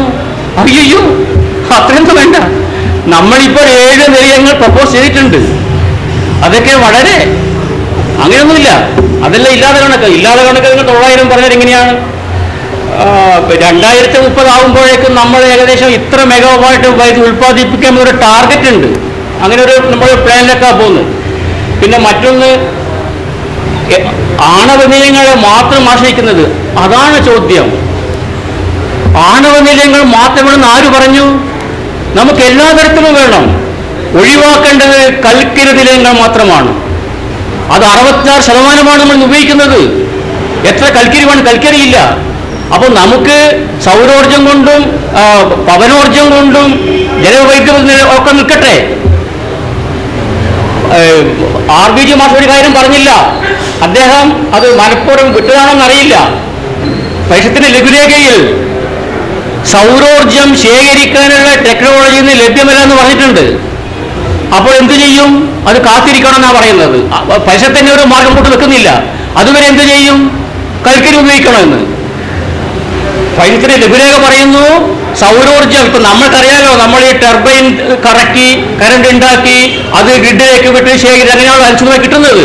ആ രീതിയിലുള്ള ഒരു സംവിധാനം, അതായത് ടർബൈൻ കറക്കി ജനറേറ്റർ വൈദ്യുതി ഉൽപ്പാദിപ്പിച്ച് അത് പവർ സ്റ്റേഷനിൽ സംഭരിച്ച് ട്രാൻസ്ഫോർമർ ഗ്രിഡിലേക്ക് വിട്ട് അങ്ങനെ 24 മണിക്കൂറും ഇന്ന് വൈദ്യുതി ലഭ്യമാക്കുന്ന രീതിയിലെ ടെക്നോളജി സൗരോർജം ഉണ്ടാക്കാൻ കഴിയില്ല എന്ന് പരിസ്ഥിതി പറഞ്ഞിട്ടുണ്ട്. അത് മാസം പറഞ്ഞിട്ടില്ല. അപ്പോൾ ചോദിക്കുന്നത് എന്ത് ചെയ്യും? പിന്നെ ആ ടെക്നോളജിയെ നമ്മൾ ഗവേഷണം നടത്തണം. അത് വരുന്നത് വരെ നമ്മൾ ഈ കൽക്കരി ഉപയോഗിക്കണമെന്ന്. കൽക്കരി അപ്പോൾ ടെക്നോളജി എപ്പോൾ വരും? അത് ഭാവിക്ക് എവിടെയാണ് പ്രശ്നം ചെയ്യുന്നത്? അതുവരെ കൽക്കരിയോ? അപ്പോൾ നമ്മുടെ മുമ്പിലുള്ള പ്രശ്നം കൽക്കരി നിലയങ്ങൾ കുറച്ചുകൊണ്ടുവരിക, എല്ലാ വൈദ്യുതിയും. ഞാൻ ഈ പറഞ്ഞതിൻ്റെ അർത്ഥം ഈ ഊർജ്ജത്തെ എതിരുന്നല്ല. നമുക്ക് സൗരോർജവും വേണം, ആണവോർജവും വേണം, പവനോർജവും വേണം. വേണ്ടത് ഒന്ന് മാത്രമാണ്, ആഗോളതാപനം വർദ്ധിപ്പിക്കുന്ന കൽക്കരിയുള്ള തെർമൽ പ്ലാന്റുകൾ. അത് കുറയ്ക്കണമെങ്കിൽ 66% ഉൽപ്പാദനം. അത് കുറയ്ക്കണമെങ്കിൽ നമ്മൾ ആണവ നിലയം കൂടിയേ തീരൂ. അതാണ് എനിക്ക് പറയാനുള്ളത്. ശ്രീ സുകുമാരൻ തോറിയത്തിലാണ് നമ്മുടെ ഭാവി എന്ന് വീണ്ടും വീണ്ടും പറഞ്ഞതുകൊണ്ട് ചില കാര്യങ്ങൾ വ്യക്തമാക്കാൻ ഞാൻ നിർബന്ധിതനാവുകയാണ്. ഇന്ത്യയുടെ ആണവ വികസനത്തെപ്പറ്റി ഡോക്ടർ ഹോമി ഭാഭയ്ക്ക് ഒരു സ്വപ്നമുണ്ടായിരുന്നു. 3 ഘട്ടങ്ങളിലായിട്ടുള്ള സ്വപ്നം. അതിൽ ഒന്നാം ഘട്ടം ഈ പ്രഷറൈസ്ഡ് ഹെവി വാട്ടർ റിയാക്ടറിൽ, നമ്മുടെ ഹെവി വാട്ടർ മോഡറേറ്റഡ് ആയിട്ട് ഉള്ള റിയാക്ടറിൽ നിന്ന് 10,000 മെഗാവാട്ട് ഉത്പാദിപ്പിക്കുക. ഒന്നാം ഘട്ടം അതാണ്. അത് 1970-കളാകുമ്പോഴേക്കും ആ ഒന്നാം ഘട്ടമാകും. അത് കഴിയുമ്പോഴേക്കും നമുക്ക് ഫാസ്റ്റ് ബ്രീഡർ റിയാക്ടറിലേക്ക് മാറാം. ഈ ഒന്നാം ഘട്ടത്തിൽ നമ്മുടെ റിയാക്ടറുകളിൽ അടിഞ്ഞുകൂടിയിട്ടുള്ള പ്ലൂട്ടോണിയം, യുറേനിയം 238 ഒരു ന്യൂട്രോണിനെ ആഗിരണം ചെയ്ത് പ്ലൂട്ടോണിയം 239 ആയിട്ട് മാറും. ഈ പ്ലൂട്ടോണിയം 239 വേർതിരിച്ചെടുത്ത് അത് ഇന്ധനമാക്കിക്കൊണ്ട് നമുക്ക് ഫാസ്റ്റ് ബ്രീഡർ റിയാക്ടർ. ആ ബ്രീഡർ റിയാക്ടറിലാണ് ഈ തോറിയം 232 അതിനകത്ത് ഈ ന്യൂട്രോൺ ശയ്യയിൽ കിടത്തി അതിനെ യുറേനിയം 233 ആക്കി മാറ്റി 3-ാം ഘട്ടത്തിലേക്ക് പോവുക. അങ്ങനെ 3 ഘട്ടങ്ങളായിട്ടുള്ള സ്വപ്നമായിരുന്നു. സുഹൃത്തുക്കളെ, 1-ാം ഘട്ടം ഇപ്പോഴും പൂർത്തിയായിട്ടില്ല. ഈ 10,000 മെഗാവാട്ട് പ്രഷറൈസ്ഡ് ഹെവി വാട്ടർ റിയാക്ടറിലൂടെ ഉത്പാദിപ്പിക്കുക എന്നുള്ളത് 1970-ൽ ഇവിടെ ഒരു പരിസ്ഥിതി പ്രസ്ഥാനക്കാരും അന്ന് ആണവോർജത്തിനെതിരായിട്ട് രംഗത്ത് വന്നിട്ടില്ല. നമ്മളെല്ലാം ആണവോർജമാണ് ഭാവി എന്ന് മന്ത്രം ജപിച്ചുകൊണ്ടിരുന്നിട്ട് പോലും 10,000 മെഗാവാട്ട് ഉത്പാദിപ്പിക്കാൻ 1970-ലല്ല 2000 ആണ്ടിൽ പോലും കഴിഞ്ഞിട്ടില്ല, 2010-ൽ പോലും കഴിഞ്ഞിട്ടില്ല. അപ്പോൾ 1-ാം ഘട്ടം പൂർത്തിയാകുന്നതിന് മുൻപേ നമുക്ക് 2-ാം ഘട്ടത്തിലേക്ക് കടക്കാം എന്ന് ആണവോർജ കമ്മീഷൻ തീരുമാനിച്ചു. 2-ാം ഘട്ടം എന്ന് പറയുന്നത് തോറിയം ഫാസ്റ്റ് ബ്രീഡർ റിയാക്ടറാണ്. അത് ഒരു എക്സ്പെരിമെന്റൽ റിയാക്ടർ കൽപ്പാക്കത്ത് പ്രവർത്തിക്കുന്നതല്ലാതെ തോറിയം ബ്രീഡ് ചെയ്യാനുള്ള റിയാക്ടർ ഇപ്പോഴും നമ്മൾ കമ്മീഷൻ ചെയ്തിട്ടില്ല. ലോകത്തൊരിടത്തുമില്ലാത്തത് കൊണ്ട് നമ്മളാണ് ഈ കാര്യത്തിൽ വേൾഡ് ലീഡേഴ്സ് എന്ന് വേണമെങ്കിൽ അഭിമാനിക്കാം. എന്തുകൊണ്ടാണ് മറ്റുള്ളവരൊന്നും ഫാസ്റ്റ് ബ്രീഡർ റിയാക്ടറിന്റെ പിന്നാലെ പോകാത്തത്? അവർക്ക് ബുദ്ധിയില്ലാത്തതുകൊണ്ടാണോ? അവർക്ക് ബ്രീഡിംഗ് ആവശ്യമില്ലാത്തത് കൊണ്ടാണോ? അല്ല. ഫാസ്റ്റ് ബ്രീഡർ റിയാക്ടർ എന്ന് പറയുന്നത് വളരെയധികം ദുർഘടമായ അപകടം പിടിച്ച ഒരു ടെക്നോളജിയാണ് എന്ന് അവർക്ക് ബോധ്യമായി. ആദ്യമേ ഈ രംഗത്തേക്ക് കുതിച്ചു ചാടിയ രാജ്യങ്ങളാണ് ഫ്രാൻസും അമേരിക്കയും. 2 രാജ്യങ്ങളും അവരുടെ ഫാസ്റ്റ് ബ്രീഡർ പദ്ധതി ഭരണത്ത് വെച്ച് കഴിഞ്ഞു. അവർ അതുമായിട്ട് മുമ്പോട്ട് പോകുന്നില്ല. പക്ഷേ നമ്മൾ മാത്രം ധീരമായി മുമ്പോട്ട് പോവുകയാണ്. Where angels fear to tread എന്നൊരു പഴഞ്ചൊല്ലുണ്ട്. നമ്മൾ വളരെ ബുദ്ധിമാന്മാരായതുകൊണ്ടായിരിക്കാം. അല്ലെങ്കിൽ ഈ തോറിയം ബ്രീഡിങ്ങിലാണ് നമ്മുടെ സകല ഭാവിയും എന്ന് ഇന്ത്യ ഗവൺമെന്റിനെ പറഞ്ഞ് വിശ്വസിപ്പിച്ച് കോടിക്കണക്കിന്, ദശകോടിക്കണക്കിന്, ശതകോടിക്കണക്കിന് രൂപ ഓരോ വർഷവും ആണവ ഗവേഷണത്തിന് വേണ്ടി നാം മാറ്റിവെക്കുകയാണ്. നമ്മുടെ രാജ്യത്തെ ശാസ്ത്ര സാങ്കേതിക ഗവേഷണത്തിന് വേണ്ടി മാറ്റിവെക്കുന്ന ഫണ്ടിന്റെ ബഹുഭൂരിപക്ഷവും ഡിഫൻസ് റിസർച്ചിനും അറ്റോമിക് എനർജിക്കും വേണ്ടി മാറ്റിവെക്കുകയാണ്. യൂണിവേഴ്സിറ്റി റിസർച്ചിന് പോലും കാശില്ലാത്തതിൻ്റെ കാര്യം ഇതാണ്. ഉള്ള പണം മുഴുവൻ, ശാസ്ത്ര സാങ്കേതിക വിദ്യയുടെ പണം മുഴുവൻ ന്യൂക്ലിയർ റിസർച്ചിന് വേണ്ടിയിട്ടും ഡിഫൻസ് റിസർച്ചിന് വേണ്ടിയും പോവുകയാണ്. ഇത് പാർലമെന്റിൽ പോലും ചോദ്യം ചെയ്യാൻ പറ്റില്ല. നമ്മുടെ ആണവ നിയമം അങ്ങനെയാണ് ഉണ്ടാക്കി വച്ചിരിക്കുന്നത്. CAGക്ക് പോലും അത് ഓഡിറ്റ് ചെയ്യാനുള്ള അവകാശമില്ല.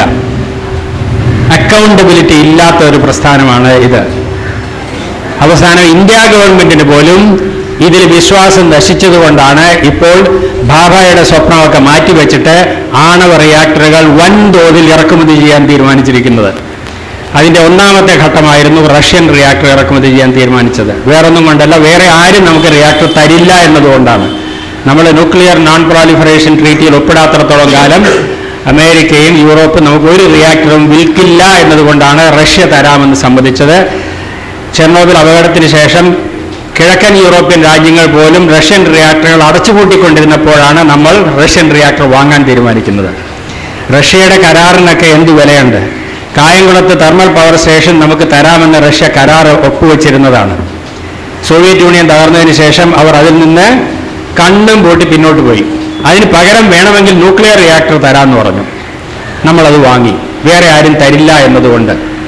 ഈ കരാറിനൊക്കെ എന്ത് വിലയാണ്? താരാപൂർ റിയാക്ടറിന് അതിൻ്റെ ആയുഷ്കാലം മുഴുവൻ ഇന്ധനം തരാമെന്ന് അമേരിക്ക കരാർ ഒപ്പുവെച്ചിരുന്നു. നമ്മൾ പൊഖ്റാനിലെ പരീക്ഷണം നടത്തിയതിന് ശേഷം അമേരിക്ക അതിൽ നിന്ന് പിന്നോക്കം പോയി. നമുക്ക് ഒരു ചുക്കും ചെയ്യാൻ സാധിച്ചില്ല. റഷ്യയും നാളെ ഒരുപക്ഷെ അവരുടെ വിദേശ നയത്തിന് ഇണങ്ങാത്ത എന്തെങ്കിലും തീരുമാനം നമ്മൾ എടുത്താൽ അവർ നമുക്ക് ഇന്ധനം തരില്ല എന്ന് പറഞ്ഞാൽ തരില്ല, അത്ര തന്നെ. ഇന്ത്യയുടെ ഊർജ്ജഭാവി പൂർണ്ണമായിട്ടും വിദേശ ശക്തികൾക്ക് അടിമപ്പെടുത്തുന്നതിൻ്റെ ലക്ഷണമാണ് ഈ കാണുന്നത്. അത് റഷ്യക്കായാലും അമേരിക്കക്കായാലും അടിമത്തം തന്നെയാണ്. ഇന്ത്യയുടെ ഊർജ്ജ സുരക്ഷ എന്നാണ് ഇതിന് പേരിട്ടിരിക്കുന്നത്. ഊർജ്ജ സുരക്ഷ എന്നത് വിദേശ ശക്തികളുടെ കാരുണ്യത്തിൻ്റെ കാൽക്കീഴിൽ എന്നുള്ളതാണ് ഇപ്പോഴത്തെ അവസ്ഥ. അതുകൊണ്ട് സുഹൃത്തുക്കളെ, ആണവോർജ്ജത്തിലൂടെ ഇന്ത്യക്ക് ഊർജ്ജ സുരക്ഷ ഒരിക്കലും ഉണ്ടാകാൻ പോകുന്നില്ല. തോറിയം എന്നും ഒരു വിദൂര സ്വപ്നമായിട്ട് തന്നെ നിൽക്കും. ഇന്ത്യ ഗവൺമെന്റിന് പോലും തോറിയത്തിലുള്ള വിശ്വാസം നശിച്ചു എന്നതാണ് അവര് ഈ വിദേശ റിയാക്ടർ ഇറക്കുമതി ചെയ്യാൻ തീരുമാനിച്ചതിലൂടെ വെളിവാകുന്നത്. മറ്റൊന്നുകൂടി ഞാനൊന്ന് സൂചിപ്പിക്കുകയാണ്.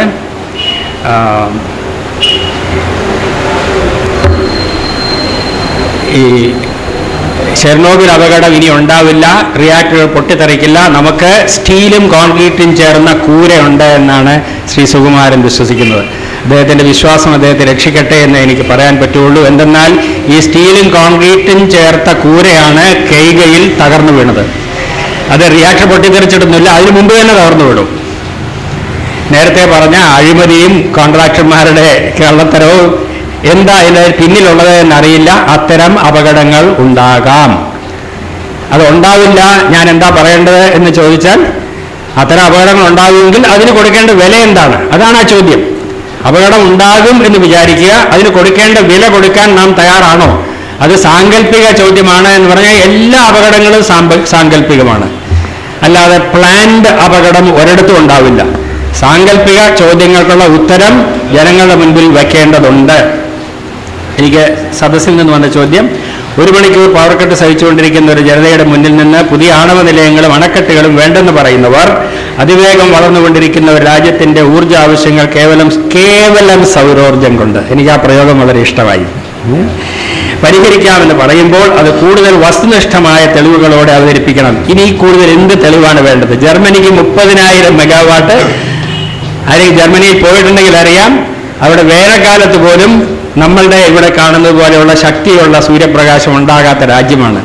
അവിടെ അവർ 30,000 മെഗാവാട്ട് എന്ന് തന്നെയല്ല, അവർ മുമ്പോട്ട് പോവുകയാണ്. അവർ 2020 ആകുമ്പോഴേക്കും അവരുടെ മൊത്തം ഊർജ്ജാവശ്യത്തിൻ്റെ 20% റിന്യൂവബിൾ എനർജിയിൽ നിന്നും 2050 ആകുമ്പോൾ മൊത്തം വൈദ്യുതി ആവശ്യത്തിൻ്റെ 80% റിന്യൂവബിൾ എനർജിയിൽ നിന്ന് നേടും എന്ന് തീരുമാനിച്ച രാജ്യമാണ്. അമേരിക്കയിൽ വേണമെന്ന് വെച്ചാൽ അവരുടെ മൊത്തം വൈദ്യുതി ആവശ്യത്തിൻ്റെ 90% റിന്യൂവബിൾ എനർജിയിൽ നിന്ന് നേടാം എന്ന് കണക്കുകൾ സഹിതം അവിടെയൊക്കെ ഗവേഷണം നടക്കുന്നത് അങ്ങനെയാണ്. ഇതെങ്ങനെ ചെയ്യാമെന്നാണ്. ഇവിടെ എങ്ങനെ ചെയ്യാൻ പറ്റില്ല എന്നതിനെ പറ്റിയാണ് നമ്മൾ ഗവേഷണം നടത്തുന്നത്. ആ ഒരു വ്യത്യാസമുണ്ട്. പ്രായോഗികം തന്നെയാണ്. കേരളത്തിൽ ഇപ്പോൾ 10 ലക്ഷം വീടുകളിൽ ഈ ഇൻവെർട്ടർ എന്ന് പറയുന്ന സാധനം വെച്ചിട്ടുണ്ട് എന്നാണ് ഇലക്ട്രിസിറ്റി ബോർഡിലെ എൻ്റെ സുഹൃത്തുക്കൾ പറയുന്നത്. ഈ ഇൻവെർട്ടർ വെച്ചിട്ടുള്ളവരെല്ലാം സാമാന്യ സാമ്പത്തിക ശേഷിയുള്ളവരാണ്, യാതൊരു സംശയവും. ഒരു സബ്സിഡിയും ഇല്ലാതെയാണ് അവർ 10-25,000 രൂപ മുടക്കി ഇൻവെർട്ടർ വെച്ചത്. അപ്പോൾ ഗവൺമെൻറ് സബ്സിഡിയോടുകൂടി സോളാർ 1 കിലോ വാട്ടിൻ്റെ സോളാർ PV സിസ്റ്റം ഇവരുടെ എല്ലാം റൂഫിൽ വെക്കുകയാണെങ്കിൽ 10 ലക്ഷം വീടുകളിൽ ഓരോ കിലോ വാട്ട് വെച്ച് ഉത്പാദിപ്പിച്ചാൽ 1000 മെഗാവാട്ട് വൈദ്യുതി നമുക്കുണ്ടാക്കാൻ കഴിയും. അത് കുട്ടികളിയൊന്നുമല്ല. ഇത് ബാറ്ററിയിൽ ശേഖരിച്ചാൽ മാത്രമേ രാത്രിയിൽ ലഭ്യമാക്കാൻ പറ്റൂ, ശരിയാണ്.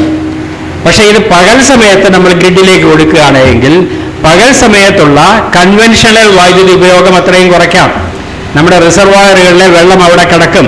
പുറമേ നിന്ന് വാങ്ങുന്ന വൈദ്യുതി അത്രയും കുറച്ച് വാങ്ങിയാൽ മതി. അത് വൈകുന്നേരം വാങ്ങിയാൽ മതി, കൂടുതൽ വില കൊടുക്കേണ്ടി വരും.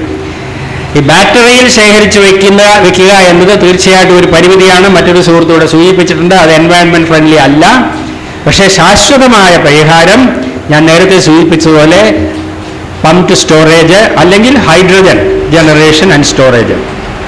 പരിഷത്തിന്റെ ലഘുലേഖയിൽ ഈ ശേഖരിച്ചു വെക്കാനുള്ള സാങ്കേതിക വിദ്യ ഇപ്പോഴും പ്രയോഗിക്കപ്പെട്ടിട്ടില്ല എന്ന് പറയുന്നത് അദ്ദേഹം ഉദ്ധരിച്ചു, ശരിയാണ്. പക്ഷേ പംപ്ഡ് സ്റ്റോറേജ് എന്ന് പറയുന്നത് ഒരു പ്രൂവൻ ടെക്നോളജിയാണ്. അത് റോക്കറ്റ് ടെക്നോളജി ഒന്നുമല്ല. നമ്മുടെ സിവിൽ എഞ്ചിനീയർമാർക്ക് നന്നായിട്ട് അറിയാവുന്ന ടെക്നോളജിയാണ്. നമ്മുടെ അയൽ സംസ്ഥാനത്ത് തമിഴ്നാട്ടിൽ ഇപ്പോഴും പംപ്ഡ് സ്റ്റോറേജ് അവർ വേറൊരു ആവശ്യത്തിനാണ് ഉപയോഗിക്കുന്നത്. അത് അതിൻ്റെ സാങ്കേതിക വ്യവസ്ഥത്തേക്ക് ഞാൻ കടക്കുന്നില്ല. പക്ഷേ പംപ്ഡ് സ്റ്റോറേജ് എന്നുള്ളത് ഒരു പ്രൂവൻ ടെക്നോളജിയാണ്. അതിൽ യാതൊരു മിസ്റ്ററിയുമില്ല. ഇനി ഭാവിയിലേക്ക് ഇങ്ങനെ ഫ്യൂഷൻ ശരിയാകുന്നത് വരെ ഒന്നും ഇത് കാത്തിരിക്കേണ്ട ആവശ്യമൊന്നുമില്ല. അത് നമ്മൾ ഈ രീതിയിൽ പ്രയോഗിച്ചിട്ടില്ല. അതിൻ്റെ ആവശ്യം നമുക്ക് ഇതുവരെ ബോധ്യപ്പെട്ടില്ല. അതുകൊണ്ടാണ് ഇപ്പോൾ കേരള ഇലക്ട്രിസിറ്റി ബോർഡ് തന്നെ വളരെ ഗൗരവ ബുദ്ധിയോടുകൂടി പംപ്ഡ് സ്റ്റോറേജിനെ പറ്റി ആലോചിക്കുന്നുണ്ട്. അത് തീർച്ചയായിട്ടും ഒരു ഊർജ്ജ ശേഖരിച്ചു വെച്ച് വൈകുന്നേരം ലഭ്യമാക്കുന്നതിന് സഹായിക്കുന്ന ടെക്നോളജിയാണ്. കുറച്ചുകൂടി ഡെവലപ്മെന്റ് വർക്ക് നടക്കേണ്ട മേഖലയാണ് ഹൈഡ്രജൻ ജനറേഷൻ. ഹൈഡ്രജൻ ജനറേഷൻ ഒരു പ്രശ്നമല്ല. പക്ഷേ ഈ അളവിൽ ഹൈഡ്രജൻ ഉത്പാദിപ്പിച്ച് ശേഖരിച്ചു വെച്ച് ഫ്യൂവൽ സെല്ലുകളിലൂടെയോ മറ്റോ വൈദ്യുതിയാക്കി മാറ്റുക ഇതുവരെ ഒരിടത്തും ഉണ്ടായിട്ടില്ല. അതിന് കാരണം എന്താണ്? പകൽ സമയത്ത് നമ്മൾ 1000-2000 മെഗാവാട്ട് സോളാർ എനർജി ഉത്പാദിപ്പിച്ചാലും അതിപ്പോൾ പകൽ തന്നെ ആവശ്യമുണ്ട്.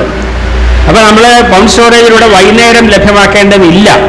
പക്ഷേ പൂർണ്ണമായും സൗരോർജ്ജത്തെയും പവനോർജ്ജത്തെയും ഹൈഡലിനെയും ആശ്രയിക്കുന്ന ഒരു വ്യവസ്ഥയിൽ ഹൈഡലും ഇവയും തമ്മിലുള്ള ഒരു കോമ്പിനേഷൻ, അവിടെയാണ് പമ്പ് സ്റ്റോറേജ് വരിക. അത്തരത്തിലുള്ള ഒരു ഊർജ ഭാവി തീർച്ചയായിട്ടും സാധ്യമാണ്. അതിനുവേണ്ടിയാണ് നാം ഗവേഷണത്തിന് മുൻഗണന കൊടുക്കേണ്ടത്. How will you handle global warming? Global വാർമിങ്ങിന് നേരത്തെ സുകുമാരൻ സാർ പറഞ്ഞതോട് ഞാൻ പൂർണ്ണമായിട്ട് യോജിക്കുകയാണ്. നമ്മൾ കൽക്കരി താപനിലയങ്ങളിലുള്ള ആശ്രിതത്വം കഴിയുന്നത്ര കുറയ്ക്കുകയേ നിവൃത്തിയുള്ളൂ. അത് കുറയ്ക്കുന്നതിന് സൗരോർജത്തിന്റെ ഉത്പാദനം വർദ്ധിക്കുന്തോറും നമുക്ക് കൽക്കരി താപനിലയങ്ങളിലുള്ള ആശ്രിതത്വം കുറയ്ക്കാൻ സാധിക്കും. അതുപോലെ തന്നെ ഇപ്പോൾ കായികവിളത്തും പറ്റിയ നാഫ്ത അല്ലെങ്കിൽ ഇനി LNG വരാൻ പോകുന്നു. LNGയുടെ വിലയും ഇന്റർനാഷണൽ പെട്രോളിയം പ്രൈസിനോട് ഘടിപ്പിച്ചാണ് വരുന്നത്. അതുകൊണ്ട് പെട്രോളിയം വില ഉയരുമ്പോൾ LNGയുടെ വിലയും കൂടും. വൈദ്യുതിക്ക് യൂണിറ്റിന് 10 രൂപയ്ക്ക് മേളിൽ പോയാൽ ഒരു സബ്സിഡിയും കൂടാതെ ആളുകളൊക്കെ ഫോട്ടോവോൾട്ടൈക് സിസ്റ്റം വാങ്ങിച്ചു വെച്ചോളും. ഒരു സബ്സിഡിയുടെ ആവശ്യമില്ല. ഇപ്പം തന്നെ 500 യൂണിറ്റിൽ കൂടുതൽ ഉപയോഗിക്കുന്നവർക്ക് യൂണിറ്റിന് 10 രൂപയാക്കുമെന്ന് പറഞ്ഞാൽ അവരെല്ലാവരും സോളാർ ഫോട്ടോവോൾട്ടൈക് വയ്ക്കും, ഒരു സബ്സിഡിക്കും കാത്തു നിൽക്കില്ല. എന്നാൽ ഇപ്പോൾ വൻതോതിൽ ഫോട്ടോവോൾട്ടൈക് വൈദ്യുതി ഉത്പാദിപ്പിച്ച് ഗ്രിഡിലേക്ക് കൊടുക്കുന്നതിന് 7 രൂപ 49 പൈസയാണ് രാജസ്ഥാനിൽ ഈ കഴിഞ്ഞ റൗണ്ട് ബിഡിങ്ങിൽ വന്നത്. അത് കായംകുളത്ത് നമ്മളിപ്പോൾ കൊടുക്കുന്ന യൂണിറ്റിന് 10.5 രൂപ 11 രൂപയാണ് കൊടുക്കുന്നത്. അത് മാറിക്കൊണ്ടിരിക്കും. അത് ഈ നാഫ്തയുടെ വില കൂടുന്തോറും തെർമൽ എനർജിയുടെ കോസ്റ്റ് കൂടിക്കൊണ്ടിരിക്കും. ഗ്യാസിന്റെ വിലയും കൂടിക്കൊണ്ടിരിക്കും. ഇന്റർനാഷണൽ ഗ്യാസ് പ്രൈസ് കൂടിയപ്പോഴാണ് നമ്മുടെ അംബാനിമാര് ഗോദാവരി ബെൽറ്റിലെ ഗ്യാസ് പ്രൊഡക്ഷൻ കുറച്ചു വെച്ചുകൊണ്ട് ഇന്ത്യ ഗവൺമെന്റുമായിട്ട് ബാർഗെയിൻ ചെയ്യുകയാണ്. വില കൂടാൻ അനുവദിച്ചാലേ ഞങ്ങൾ കൂടുതൽ ഉത്പാദിപ്പിക്കൂ എന്ന് പറയുന്നത്. അപ്പോൾ ഗ്യാസിന്റെ വിലയും കൂടും, കോളിന്റെ വിലയും കൂടും. ഇപ്പോൾ തന്നെ നമ്മൾ ഓസ്ട്രേലിയയിൽ നിന്ന് കോൾ ഇമ്പോർട്ട് ചെയ്യുന്നുണ്ട്. ഇമ്പോർട്ടഡ് കോളിന്റെ വില കൂടുമ്പോൾ ഇന്ത്യൻ കോളിന്റെ വിലയും കൂട്ടാൻ കോൾ മേഖല സ്വകാര്യവൽക്കരിച്ചു കഴിഞ്ഞു. സ്വകാര്യ മുതലാളിമാർ ഇന്ത്യ ഗവൺമെന്റുമായിട്ട് ബാർഗെയിൻ ചെയ്ത് കോളിന്റെ വിലയും കൂട്ടും. അതിന്റെ വില കൂടുന്തോറും സോളാർ പവർ സിസ്റ്റത്തിൽ പണം മുടക്കിയവർക്ക് ചിരിക്കാം. എന്നാൽ അവരുടെ ഇൻവെസ്റ്റ്മെന്റ് കഴിഞ്ഞു. ഇനി 25 വർഷത്തേക്ക് അതിന്റെ കോസ്റ്റ് കൂടാൻ പോകുന്നില്ല. സൗരോർജത്തിന്റെ ഭാവി ശോഭനമാണ്. ഗ്ലോബൽ വാർമിംഗ് തടയാൻ റിന്യൂവബിൾ എനർജിയാണ് ഉത്തരം, ന്യൂക്ലിയർ പവർ പ്ലാന്റുകളല്ല. ന്യൂക്ലിയർ പവർ പ്ലാന്റ് ഞാൻ നേരത്തെ സൂചിപ്പിച്ചു. ഇത്രയെല്ലാം ചെയ്തിട്ട് നമുക്ക് 3% അതിൽ ഉത്പാദിപ്പിക്കാൻ സാധിക്കുന്നത്. ഇന്ത്യ ഗവൺമെന്റിന്റെ ഏറ്റവും ഓപ്റ്റിമിസ്റ്റിക് ആയിട്ടുള്ള പ്രൊജക്ഷനിൽ പോലും 10% നമ്മൾ പ്രതീക്ഷിക്കുന്നത്. ഈ 3800 മെഗാവാട്ട് ന്യൂക്ലിയർ ഉത്പാദിപ്പിക്കുമ്പോഴാണ് 7000 മെഗാവാട്ട് തമിഴ്നാട്ടിൽ തന്നെ വിൻഡ് മില്ലുകളിൽ നിന്ന് ഉത്പാദിപ്പിക്കുന്നത്. ഈ ഒച്ചപ്പാടും ബഹളവും സബ്സിഡി ഒന്നും കൂടാതെ തന്നെ. അതുകൊണ്ട് അത് സാധിക്കും എന്ന് തന്നെയാണ് നമ്മുടെ പ്രതീക്ഷ. How to handle battery waste ഞാൻ പറഞ്ഞു. ബാറ്ററി എന്നുള്ള ഒരു ട്രാൻസിഷൻ ഫേസ് ആണ്. ബാറ്ററി ആശ്രയിച്ചിട്ടല്ല സൗരോർജ്ജത്തിന്റെ ഭാവി നിലനിൽക്കുന്നത്. തെർമൽ പവർ പ്ലാന്റ് എന്നുള്ള റേഡിയേഷൻ ആഗോളതാപനത്തിന് വഴിവെക്കുന്നു. തെർമൽ പവർ പ്ലാന്റുകളെയും നമ്മൾ തള്ളിപ്പറയുന്നു. പക്ഷേ അത് അടച്ചുപൂട്ടാൻ നിവൃത്തിയില്ലാത്തത് കൊണ്ട് ക്രമേണ അത് ഫേസ് ഔട്ട് ചെയ്യണമെന്നേ നാം പറയുന്നുള്ളൂ. മറ്റ് ന്യൂക്ലിയർ പവർ പ്ലാന്റ് കാര്യം പറയുന്നത് പോലെ ഒരു റിന്യൂവബിൾ എനർജി സെനറിയോ ഉണ്ടാക്കി അതിന്റെ അടിസ്ഥാനത്തിൽ ഈ മറ്റ് ഫോസിൽ ഫ്യൂവൽ പവർ പ്ലാന്റുകളെല്ലാം ഫേസ് ഔട്ട് ചെയ്യാനുള്ള പ്രോഗ്രാമാണ് നമ്മൾ ഉണ്ടാക്കേണ്ടത്. സോളാർ പാനലുകൾ ഇന്ത്യയിൽ സ്ഥാപിക്കാം, വൈദ്യുതി ഉണ്ടാക്കാം ഭാവിയിൽ ബ്രാക്കറ്റിൽ.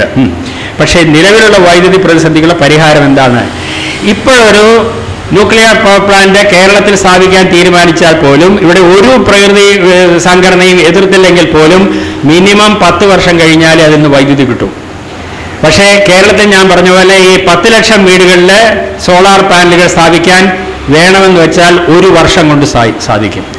1000 മെഗാവാട്ട് കഴിഞ്ഞ 1 വർഷം കൊണ്ടാണ് ഗുജറാത്ത് 640 മെഗാവാട്ട് സോളാർ പവർ പ്ലാന്റുകളിൽ ഉത്പാദിപ്പിച്ചത്. ഏറ്റവും പെട്ടെന്ന് വൈദ്യുതി ഉത്പാദിപ്പിക്കാൻ കഴിയുന്നത് സോളാർ പവർ പ്ലാന്റുകളിലും വിൻഡ് മില്ലുകളിലും കൂടെയാണ്. അതുകൊണ്ട് പ്രതിസന്ധിയാണ് പ്രശ്നമെങ്കിൽ പരിഹാരം റിന്യൂവബിൾ എനർജിയാണ്. മറ്റേതിനെല്ലാം കാലതാമസമുണ്ട്, മറ്റ് അനിശ്ചിതത്വങ്ങളുണ്ട്. 100% പെർഫെക്ഷൻ ഏത് സാങ്കേതിക വിദ്യക്കാണ് അവകാശപ്പെടാനാവുക? പറ്റില്ല. അത് തന്നെയാണ് നമ്മൾ പറഞ്ഞത്. അതുമാണ് അതാത് കാലങ്ങളിലെ സാങ്കേതിക വിദ്യ സമൂഹത്തിലെ ഊർജ്ജാവശ്യങ്ങൾക്കായി ഉപയോഗിക്കുകയല്ലേ വേണ്ടത്. കാർബൺ മോണോക്സൈഡ് പുറന്തള്ളും എന്ന് കരുതി നമ്മൾ ഫോസിൽ ഇന്ധനങ്ങൾ ഉപയോഗിക്കുന്ന വാഹനങ്ങൾ വേണ്ടെന്ന് വെക്കുന്നില്ലല്ലോ. സൗരോർജ്ജത്തിന്റെ കാര്യത്തിലും കാറ്റിൽ നിന്നുള്ള ഊർജ്ജത്തിന്റെ കാര്യത്തിലും നിങ്ങൾ അവകാശപ്പെടുന്ന എക്സെട്ര എക്സെട്ര അത് എഴുതിയിട്ടില്ല, സമയം കിട്ടിക്കാണില്ല, കാര്യം മനസ്സിലായി. അപ്പൊ അതാത് കാലത്ത് ഇത് ഉപയോഗിക്കാം എന്നതുകൊണ്ടാണ് ഒരു കാലത്ത് നമ്മളെല്ലാം ന്യൂക്ലിയർ എനർജിയെ സപ്പോർട്ട് ചെയ്തത്. പക്ഷേ പൂർണ്ണതയെത്തും മുമ്പേ കാലഹരണപ്പെട്ട ഒരു സാങ്കേതിക വിദ്യയാണ് ന്യൂക്ലിയർ ടെക്നോളജി. ഇംഗ്ലീഷിലെ പ്രോറീജിയ എന്നൊരു സൂക്കേടുണ്ട്. അതായത് ചില ആളുകൾക്ക് 10-15 വയസ്സാകുമ്പോഴേ മുടി നരയ്ക്കും, തൊലി ചുളിയും, വയസ്സായി കഴിഞ്ഞു. അതൊരു ജനിതക രോഗമാണ്. ന്യൂക്ലിയർ ടെക്നോളജി അത്തരത്തിൽ ജനിതക രോഗം ബാധിച്ച സാങ്കേതിക വിദ്യയാണ്. അതിപ്പോഴും പൂർണ്ണതയിലെത്തിയിട്ടില്ല. ഇനിയും ഒരുപാട് അതിനകത്ത് ഇനിയും സാർ പറഞ്ഞ പോലെ second generation, third generation, fourth generation. പക്ഷെ അതിനു മുമ്പേ അത് കാലഹരണപ്പെട്ട് കഴിഞ്ഞിരിക്കുന്നു. അതിനേക്കാൾ സുരക്ഷിതമായ, അതിനേക്കാൾ ചെലവ് കുറഞ്ഞ, വിതരിതമായി വൈദ്യുതി ഉത്പാദിപ്പിക്കാൻ കഴിയുന്ന സാങ്കേതിക വിദ്യകൾ വരുമ്പോൾ പിന്നെ ഇതിനകത്ത് വെസ്റ്റഡ് ഇൻട്രസ്റ്റ് ഉള്ളവരല്ലാതെ ആരാണ് ഇതിന്റെ പിന്നാലെ പോവുക? എന്നിട്ട് ഭാവി തലമുറകളുടെ മേൽ ഇത് കെട്ടിവെക്കുക. ആ കാലഹരണപ്പെട്ട സാങ്കേതിക വിദ്യയെ ഉപേക്ഷിക്കണമെന്നാണ് നമ്മൾ പറയുന്നത്. അല്ലാണ്ട് അതിന്റെ പിന്നാലെ കടിച്ചു പിടിച്ച് തൂങ്ങി നമ്മളൊക്കെ പണ്ട് പഠിച്ചതാണ്, അതുകൊണ്ട് ഇതിലാണ് പ്രതീക്ഷ. അതിനുശേഷവും സയൻസും ടെക്നോളജിയും മുമ്പോട്ട് പോയി കഴിഞ്ഞു. സോളാർ എനർജിയും വിൻഡ് എനർജിയും ലേറ്റസ്റ്റ് ടെക്നോളജിയാണ്. കഴിഞ്ഞു. Thank you. കൺക്ലൂഷനായിട്ട് പറയാനുള്ളത്, നമ്മൾ കൽക്കരി ഉപയോഗിച്ചുള്ള തെർമൽ പ്ലാന്റ് ഒഴിവാക്കണം എന്ന് RBG മാഷ് സമ്മതിച്ചിട്ടുണ്ട്. ആ സ്ഥാനത്ത് സൗരോർജം കൊണ്ടും പവനോർജം കൊണ്ടും നമുക്ക് അത് ഫിൽ ചെയ്യാൻ പറ്റുമെന്നാണ് മാഷ് പറഞ്ഞത്.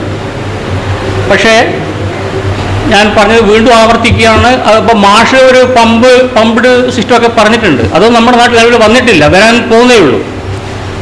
ആണവോർജ ടെക്നോളജി ആദ്യകാലത്ത് പരിഷത്ത് വളരെ പ്രതീക്ഷയോടെ നോക്കിക്കാണുകയും പിന്നീട് അത് കാലഹരണപ്പെട്ട് ഈ ന്യൂക്ലിയർ ടെക്നോളജി കാലഹരണപ്പെട്ടു എന്ന ഒരു നിലപാടിലേക്ക് പരിഷത്തും RBG മാഷ് എത്തിയത് എന്നത് അത്ഭുതമായിരിക്കുന്നു. കാരണം പകരം ഒരു ടെക്നോളജി വന്നിട്ടില്ല. നമ്മുടെ ഊർജ സ്വയം പര്യാപ്തിക്ക്, ഊർജ സുരക്ഷയ്ക്ക് ഒരു ലഭ്യമായ ടെക്നോളജി നിലവിലില്ല. ആ ടെക്നോളജി നമ്മളൊരു സങ്കല്പത്തിനാണ്, വരുമെന്നാണ്. ഒരു മൂർത്തമായിട്ട് ഒരു ടെക്നോളജി നിലവിൽ വരാതെ മറ്റൊരു ടെക്നോളജി കാലഹരണപ്പെട്ടു പറയുന്നത് എന്തർത്ഥത്തിലാണെന്ന് മനസ്സിലാവുന്നില്ല. അപ്പോൾ എനിക്ക് പറയാനുള്ളത്, കൂടംകുളമായാലും കൽപ്പാക്കമായാലും ഇന്ത്യയിൽ പ്രവർത്തിക്കുന്ന 20 ആണവ നിലയങ്ങളും ഉപേക്ഷിക്കാൻ പോകുന്നില്ല. അതാണ് ഒരു പ്രശ്നം. പിന്നെ 7 യൂണിറ്റ്, ഇപ്പം തന്നെ ഒരു 5-7 യൂണിറ്റ് റിയാക്ടറുകൾ പൂർത്തിയാകാനുണ്ട്. അതൊന്നും ഉപേക്ഷിക്കാൻ പോകുന്നില്ല. ലോകത്ത് ഉപേക്ഷിച്ചു എന്ന് പറയുന്നത് ഇപ്പം ജർമ്മനി 2022 പറയുന്നത് ഉപേക്ഷിക്കുമെന്ന്. 10 കൊല്ലം ഇതേപോലെ പോകും. ജപ്പാൻ പറയുന്നത് 2030 ഞങ്ങൾ നിർത്തുമെന്നാണ്. അപ്പോൾ 8% ആരും നിർത്തിയിട്ടില്ല.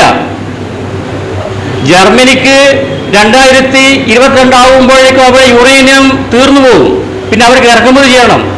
അതിനേക്കാൾ നല്ലത് അവർക്ക് മറ്റു മാർഗങ്ങളിലൂടെ അത് ടെക്നോളജി അവിടെ ഉപേക്ഷിച്ചിട്ടുണ്ട്, നമുക്ക് ലഭ്യമല്ല. അപ്പം നിലവിലെവിടെയും പൂട്ടിയിട്ടില്ല. ജർമ്മനിയിലും ജപ്പാനിലും ഇനിയും 10-18 കൊല്ലം വർഷം നിൽക്കും. അതുകൊണ്ട് നിലവിൽ പ്രവർത്തിച്ചുകൊണ്ടിരിക്കുന്ന ആണവ വൈദ്യുതികൾ പൂട്ടാൻ പോകുന്നില്ല, പകരം സംവിധാനമില്ല. അതാണ് ഇപ്പം 3% എന്ന് പറഞ്ഞാൽ 100-ൽ 3 ഒരു 3 മെഗാവാട്ട് അല്ല. അത് നമുക്ക് കോമ്പൻസേറ്റ് ചെയ്യാൻ കഴിയില്ല. അതുകൊണ്ട് ആണവ നിലയങ്ങളായിട്ട് മുമ്പോട്ട് പോവുകയാണ്. അപകടങ്ങൾ ആകെ 3 അപകടങ്ങളേ ഉള്ളൂ. 3 അപകടങ്ങൾ ഉണ്ടായി എന്ന് വെച്ച് ഇന്ന് നിലവിലുള്ള 430 റിയാക്ടറുകളും അപകടം ഉണ്ടാവണമെന്നില്ല. അതൊരു സാങ്കല്പികമായ ഒരു ഇതാണ്. അതുകൊണ്ട് ആണവ വൈദ്യുത നിലയങ്ങളുമായി ലോകവും ഇന്ത്യയും മുന്നോട്ട് പോവുകയാണ്. അത് പിറകോട്ട് പോകാൻ കഴിയില്ല. ലഭ്യമായിട്ടുണ്ടെങ്കിൽ സർക്കാരിന് മുതിരില്ല എന്നാണ് എനിക്ക് പറയാനുള്ളത്. നമുക്ക് ഇപ്പം തമിഴ്നാട്ടിലെ കാര്യം സാറ് പറഞ്ഞല്ലോ, എന്തുകൊണ്ട് ജേഡ് നിർബന്ധിക്കപ്പെട്ടു കൂടംകുളത്ത് അനുഭവിക്കാൻ? വേറെ വഴിയില്ല. മുഖ്യമന്ത്രി സ്ഥാനത്ത് ഇരുന്നു കൊണ്ട് അവർക്കാണല്ലോ കാര്യങ്ങൾ നമ്മളെ കണ്ട് ഗ്രഹിക്കാൻ കഴിയുക. മറ്റു മാർഗമില്ല. ഈ 8% വൈദ്യുതി വേണം കയ്യിൽ. അതാണ് അതിൻ്റെ കാര്യം. അതാണ് കൺക്ലൂഷൻ. പിന്നെ രമേശ് പറഞ്ഞ ഒരു കൂടംകുളത്തിൻ്റെ ഒരു പരാമർശം, വ്യക്തിപരമായി ഊഹാപോഹവും ആരോപണമൊന്നും പരരുത് എന്ന് അദ്ദേഹം പറഞ്ഞിട്ടുണ്ട്. ഏതായാലും അങ്ങനെ പറഞ്ഞതുകൊണ്ട് എനിക്ക് ഇതിനകത്ത് പറയാതിരിക്കാൻ പറ്റില്ല. അത് ഊഹാപോഹമാണെങ്കിലും ആരോപണമാണെങ്കിലും സദസ്സ് ക്ഷമിക്കണം. കാരണം കൂടംകുളം ആണവ നിലയം ഉപേക്ഷിക്കണമെന്ന് ഫാദർ ഉദയകുമാറിൻ്റെ നേതൃത്വത്തിൽ മതപരിവർത്തനം ചെയ്യപ്പെട്ട ക്രിസ്ത്യാനികൾ സമരം ചെയ്യുമ്പോൾ അതേ ഇടിന്തകരയിൽ ഹിന്ദു മുന്നണി സമരം നടത്തിയിട്ടുണ്ട്, അത് തുറക്കണമെന്ന് പറഞ്ഞിട്ട്. ഞാനിത് ഒഴിവാക്കിയതാണ്. ഇടിന്റെ കരയിൽ ഹിന്ദു മുന്നണി, ഇതിലൊരു വർഗീയത വരുന്നുണ്ട്. ഉദയകുമാർക്ക് ഫാദർ ഉദയകുമാറിന് മതപരമായ കാര്യങ്ങളുണ്ട്, കൂടുതൽ ആളുകളെ തന്റെ മതത്തിലേക്ക് ആകർഷിക്കാൻ. അങ്ങനെ ഒരു ക്രിസ്ത്യൻ ബെൽറ്റ് അവിടെ നിലനിർത്താൻ ഉദ്ദേശമുണ്ട് എന്നത് മനസ്സിലാക്കിയിട്ട് ഇടിന്റെ കരയിലെ ഹിന്ദു മുന്നണി സമരം നടത്തിയിട്ടുണ്ട്. എത്രയും പെട്ടെന്ന് അത് കമ്മീഷൻ ചെയ്യണമെന്ന് പറഞ്ഞിട്ട്. മറ്റൊരാരോപണം പ്രധാനമന്ത്രി തന്നെ പറഞ്ഞിട്ടുണ്ട്, ഇതിൽ വിദേശ ഫണ്ടുണ്ട്. ഉദയകുമാർ ആയിരക്കണക്കിന് മത്സ്യത്തൊഴിലാളികൾ, മത്സ്യം പിടിച്ച് മാത്രം ഉപജീവനം കഴിക്കുന്ന തൊഴിലാളികൾ, മറ്റ് യാതൊരു ഉപജീവന മാർഗവുമില്ലാതെ മത്സ്യത്തൊഴിലാളികൾ മാസക്കണക്കിന് വർഷക്കണക്കിന് പങ്കിട്ട് സമരം ചെയ്യുന്നു. എവിടുന്ന് ഫണ്ട് വരുന്നു? കന്യാകുമാരിയിൽ നിന്ന് തൂത്തുക്കുടി ഹാർബർ ഉപരോധിക്കാൻ ആയിരക്കണക്കിന് ബോട്ടുകൾ കടലിലൂടെ യാത്രയാവുന്നു. എത്ര ഡീസൽ വേണം? ഏത് ബോട്ട് ഉടമ ഡീസൽ കൊടുക്കും? അപ്പോൾ ഊടൻകുളം പദ്ധതി വിജയിച്ചാൽ അത് റഷ്യൻ റിയാക്ടറാണ്. രണ്ടാമത്തെ യൂണിറ്റ് വരും, 4 യൂണിറ്റ് വരും. ആ രീതിയിൽ ടെക്നോളജി വികസിച്ചാൽ അമേരിക്കയിലെ ആണവ റിയാക്ടർ കമ്പനികൾക്ക് ഇന്ത്യയിൽ വിപണി നഷ്ടപ്പെടും എന്നതുകൊണ്ട് അമേരിക്കയിൽ ആണവ കമ്പനി, അവിടെയൊന്നും സർക്കാർ ഉടമയിൽ റിയാക്ടറുകളില്ല, അവിടെയൊക്കെ പ്രൈവറ്റ് മേഖലയിലാണ്. ആ ആണവ കമ്പനികൾ ഉദാരമായി സംഭാവന നൽകിക്കൊണ്ട് ഊടൻകുളം സമരം സ്പോൺസർ ചെയ്യുകയാണ്. ഇതൊരു പെയ്ഡ് സമരമാണ്. ഉദയകുമാറിന് ഒരേ സമയം പണവും തന്റെ മതത്തിലേക്ക് ആളുകളെ ചേർക്കാൻ കഴിയുന്നു, ആ നേരത്തെ കഴിയുന്നു എന്നൊരു ആരോപണം നിലവിലുണ്ട്. ഞാൻ പറയുന്നതല്ല, എന്റെ കയ്യിൽ പ്രൂഫില്ല, നിങ്ങളോട് ചൂണ്ടിക്കാണിച്ചു എന്ന് മാത്രം ഇത് പറയാനുള്ളൂ. ഞാൻ നേരത്തെ പറഞ്ഞ ഒന്നും ആവർത്തിക്കുന്നില്ല. നിങ്ങളുടെ മനസ്സിലത് തങ്ങിയിട്ടുണ്ടെങ്കിൽ നല്ലത്, തങ്ങിയിട്ടില്ലെങ്കിൽ പിന്നെ പറഞ്ഞിട്ട് കാര്യമില്ല. പക്ഷേ ശ്രീ സുകുമാരൻ സാർ ഒടുവിൽ പറഞ്ഞ സംഗതി അദ്ദേഹം അത് വിശ്വസിക്കുന്നില്ല. പക്ഷേ ഇങ്ങനെ വായുവിൽ ഇങ്ങനെ ഒരു ആരോപണം ഉണ്ട് എന്ന് പറഞ്ഞ സ്ഥിതിക്ക് അതിനോട് പ്രതികരിക്കാതിരിക്കാൻ പറ്റില്ല. ഞാൻ കേട്ടിട്ടുള്ള ഏറ്റവും ജുഗുപ്സാവഹമായ ആരോപണമാണ് അത്. ഒന്നാമത് ഈ ആണവ വികിരണത്തിന് ഹിന്ദു ഇര, ക്രിസ്ത്യൻ ഇര, മുസ്ലിം ഇര എന്നുള്ള ഒരു വിവേചനമുണ്ട് എന്ന് ഞാൻ ന്യൂക്ലിയർ എഞ്ചിനീയറിംഗിൽ പഠിച്ചിട്ടില്ല. അതിന് സംസ്ഥാന അതിർത്തികൾ പോലും ബാധകമല്ല. ഈ ഒരു ആണവ അപകടം ഉണ്ടായാൽ ആ സമയത്ത് കാറ്റ് എങ്ങോട്ടാണ് എന്ന് ആശ്രയിച്ച് 1000 കിലോമീറ്റർ ദൂരെ വരെ പോലും വികിരണം മഴ പെയ്ത് വലിയ നാശമുണ്ടാക്കാം എന്നാണ് അനുഭവം കാണിക്കുന്നത്. അതുകൊണ്ട് ഇതിനകത്ത് ഈ ഹിന്ദു ക്രിസ്ത്യൻ വ്യത്യാസങ്ങൾക്കൊന്നും യാതൊരു പ്രസക്തിയുമില്ല. ആ പ്രദേശത്ത് താമസിക്കുന്നവരിലെ കൂടുതൽ ആളുകളും ഒരുപക്ഷെ ഒരു പ്രത്യേക മതവിഭാഗത്തിൽപ്പെട്ടവരാണ് എങ്കിൽ അവർ സംഘടിപ്പിക്കുന്നവർ, പിന്നെ പ്രത്യേകിച്ച് അവരുമായിട്ട് ഇടപഴകുന്ന മതസ്ഥാപനങ്ങൾ അതിനകത്ത് ഇടപെട്ട് കാണും. അതിനൊരു വർഗീയ നിറം കൊടുക്കാൻ ഈ വൈകിയ വേളയിൽ ഗവൺമെൻറ് തുനിയുന്നത് തന്നെ ഗവൺമെൻറ് വല്ലാതെ വരണ്ടിരിക്കുന്നു എന്നതിൻ്റെ തെളിവാണ്. മറ്റേ വാദം, ഈ അമേരിക്കൻ കമ്പനികളാണ് ഇതിൻ്റെ പിന്നിൽ, CIA അല്ല, ഇല്ലേ? പണ്ടൊക്കെ CIA-ക്കായിരുന്നു ഈ ഉത്തരവാദിത്വം. ഇപ്പം അമേരിക്കൻ സ്വകാര്യ കമ്പനികൾക്കാണ്.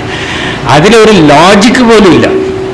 ഏതെങ്കിലും കാരണവശാൽ കൂടംകുളം സമരം വിജയിച്ച് കൂടംകുളം പദ്ധതി വേണ്ടെന്ന് വെച്ചാൽ പിന്നീട് ജയ്താപൂരിൽ എന്ത് സംഭവിക്കും എന്ന് ഊഹിക്കാൻ വലിയ വിഷമമൊന്നുമില്ല. ജയ്താപൂരിൽ ഫ്രാൻസിൽ നിന്ന് റിയാക്ടർ വാങ്ങി സ്ഥാപിക്കാനാണ് ഗവൺമെൻറ് ആലോചിക്കുന്നത്.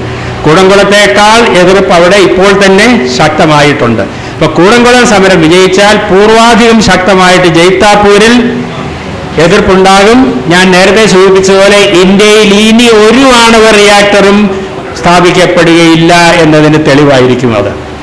അതുകൊണ്ട് അമേരിക്കക്കാർക്ക് ബുദ്ധിയുണ്ടെന്നാണ് എൻ്റെ വിശ്വാസം. അമേരിക്കക്കാർ ബുദ്ധിയുണ്ടെങ്കിൽ എന്ത് വില കൊടുത്തും കൂടംകുളം റിയാക്ടറുകൾ വരുത്തണം എന്നായിരിക്കും അവർ ആവശ്യപ്പെടുക. എന്നാൽ ഇന്ത്യ ഗവൺമെൻറ് ഇനി റിയാക്ടറുകൾ വാങ്ങാൻ പോകുന്നത് അമേരിക്കയിൽ നിന്നായിരിക്കും എന്നുള്ളതിന് കരാറായി കഴിഞ്ഞു. അതിനുവേണ്ടിയാണല്ലോ ഈ ഇൻഡോ അമേരിക്കൻ ആണവ കരാറും ന്യൂക്ലിയർ ലയബിലിറ്റി ബില്ലും എല്ലാം കഷ്ടപ്പെട്ട് പാസ്സാക്കിയത്. അതുകൊണ്ട് ആ കാര്യത്തിൽ അമേരിക്കയ്ക്ക് ഇന്ത്യ ഗവൺമെൻറ്റിന് വിശ്വാസക്കുറവൊന്നുമില്ല. മൻമോഹൻ സിംഗോ അദ്ദേഹത്തിൻ്റെ പിന്മുറക്കാരോ അമേരിക്കയുടെ ഇംഗിതം നടപ്പാക്കുമെന്ന് അവർക്ക് ഉറപ്പുണ്ട്.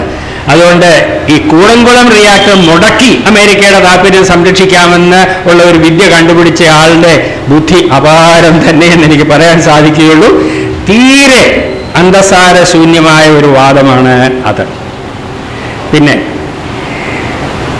ഈ ആണവോർജത്തിന് പകരമാവില്ല സൗരോർജവും പവനോർജവും എന്ന് പറയുന്നതും വസ്തുതകൾക്ക് നിരക്കുന്നതല്ല. ഞാൻ നേരത്തെ സൂചിപ്പിച്ച പോലെ 3% ഇത്രയെല്ലാം കൊട്ടിഘോഷിച്ച് ഗവൺമെന്റിന്റെ സർവ്വ പിന്തുണയുണ്ടായിട്ടും 3%, അത് ചെറുതല്ല, ഏതാണ്ട് 4000 മെഗാവാട്ടോളമാണ്. പക്ഷെ അതിന്റെ ഇരട്ടി പവനോർജത്തിൽ നമുക്ക് ഉണ്ടാക്കാൻ ഇതിനകം തന്നെ കഴിഞ്ഞിരിക്കുന്നു. അതുപോലെ സൗരോർജത്തിന്റെ സാധ്യതകൾ അപരിമിതമാണ്. 10,000 മെഗാവാട്ട്, ലക്ഷക്കണക്കിന് മെഗാവാട്ട് ഇന്ത്യയിലെ റൂഫ് ടോപ്പുകളിൽ നിന്നും, ഗുജറാത്ത്, രാജസ്ഥാൻ മുതലായ സ്ഥലങ്ങളിലെ മരുഭൂമി പ്രദേശങ്ങളിൽ നിന്നും, അതുപോലെ കേരളത്തിന്റെ സാധ്യത നമ്മുടെ റിസർവോയറുകളിൽ നിന്നും ഉത്പാദിപ്പിക്കാൻ കഴിയും എന്ന് പറയുമ്പോൾ പിന്നെ അതിനെ അവിശ്വസിക്കുന്നത് എന്തിന്? അത് ശേഖരിച്ചു വെക്കേണ്ട സാങ്കേതിക വിദ്യ ഇനിയും നമ്മൾ പ്രയോഗിക്കാനുണ്ട്. ഞാൻ നേരത്തെ പറഞ്ഞ പോലെ പംപ്ഡ് സ്റ്റോറേജ് എന്നുള്ള പ്രൂവൻ ടെക്നോളജിയാണ്. പക്ഷെ അത് ഈ ആവശ്യത്തിൽ പ്രയോഗിച്ചിട്ടില്ല എന്ന് മാത്രമേ ഉള്ളൂ. അതിന്റെ ആവശ്യം വരാത്തതുകൊണ്ടാണ്. ഇപ്പൊ പകൽ സമയത്ത് നമ്മൾ 1000 മെഗാവാട്ട് സോളാർ എനർജി ഉത്പാദിപ്പിച്ചാൽ നമുക്ക് ഡേ ടൈം ഡിമാൻഡ് തന്നെ 1400 മെഗാവാട്ടോളം ഉണ്ട്. അത് നേരിട്ട് ഉപയോഗിക്കാം. പിന്നെ എന്തിനാണ് നമ്മൾ സൂക്ഷിച്ച് രാത്രിയിലത്തേക്ക് ഉപയോഗിക്കുന്നത്? രാത്രിയിലത്തേക്ക് നമുക്ക് ഹൈഡൽ പവർ പ്ലാന്റും പുറമേ നിന്ന് വാങ്ങുന്ന, ഇപ്പോൾ നമ്മൾ തെർമൽ പവറാണ് വാങ്ങുന്നത്, അത് ഉപയോഗിക്കാം. ക്രമേണ ഈ പംപ്ഡ് സ്റ്റോറേജ് ടെക്നോളജി നമ്മൾ ഈ ആവശ്യത്തിന് വേണ്ടി പ്രയോഗിച്ച് കഴിയുമ്പോൾ രാത്രിയിലത്തെ ആവശ്യത്തിനും ഈ ഹൈഡൽ എനർജി തന്നെ സ്റ്റോർ ചെയ്ത് ഉപയോഗിക്കുന്ന, അങ്ങനെ ഹൈഡൽ പ്ലസ് വേരിയബിൾ സോളാറും വിൻഡും എല്ലാം എന്നുള്ള ഒരു എനർജി സെനറിയോയെ പറ്റിയാണ് നാം പഠിക്കേണ്ടത്. അത്തരം പഠനങ്ങൾ മറ്റു രാജ്യങ്ങൾ നടക്കുകയാണ്. അതിന്റെ അടിസ്ഥാനത്തിലാണ് 2050 ആകുമ്പോഴേക്കും ജർമ്മനിയുടെ മൊത്തം വൈദ്യുത ആവശ്യത്തിന്റെ 80% റിന്യൂവബിൾ എനർജിയിൽ നിന്നാകും എന്ന് അവർ പ്ലാൻ ചെയ്ത് കഴിഞ്ഞു. അമേരിക്കയിൽ ഞാൻ പറഞ്ഞതുപോലെ അക്കാഡമിക് എക്സർസൈസസ് ആണ് 90% of their electricity can be met from solar and wind എന്ന് അവർ പഠനങ്ങളിലൂടെ സ്ഥാപിച്ചു കഴിഞ്ഞു. അത്തരം ഗവേഷണങ്ങൾക്കാണ് നാം നമ്മുടെ സമയവും വിഭവങ്ങളും ഉപയോഗിക്കേണ്ടതെന്ന് ഒരിക്കൽ കൂടി ഓർമ്മിപ്പിച്ചുകൊണ്ട് ഞാൻ നിർത്തുന്നു.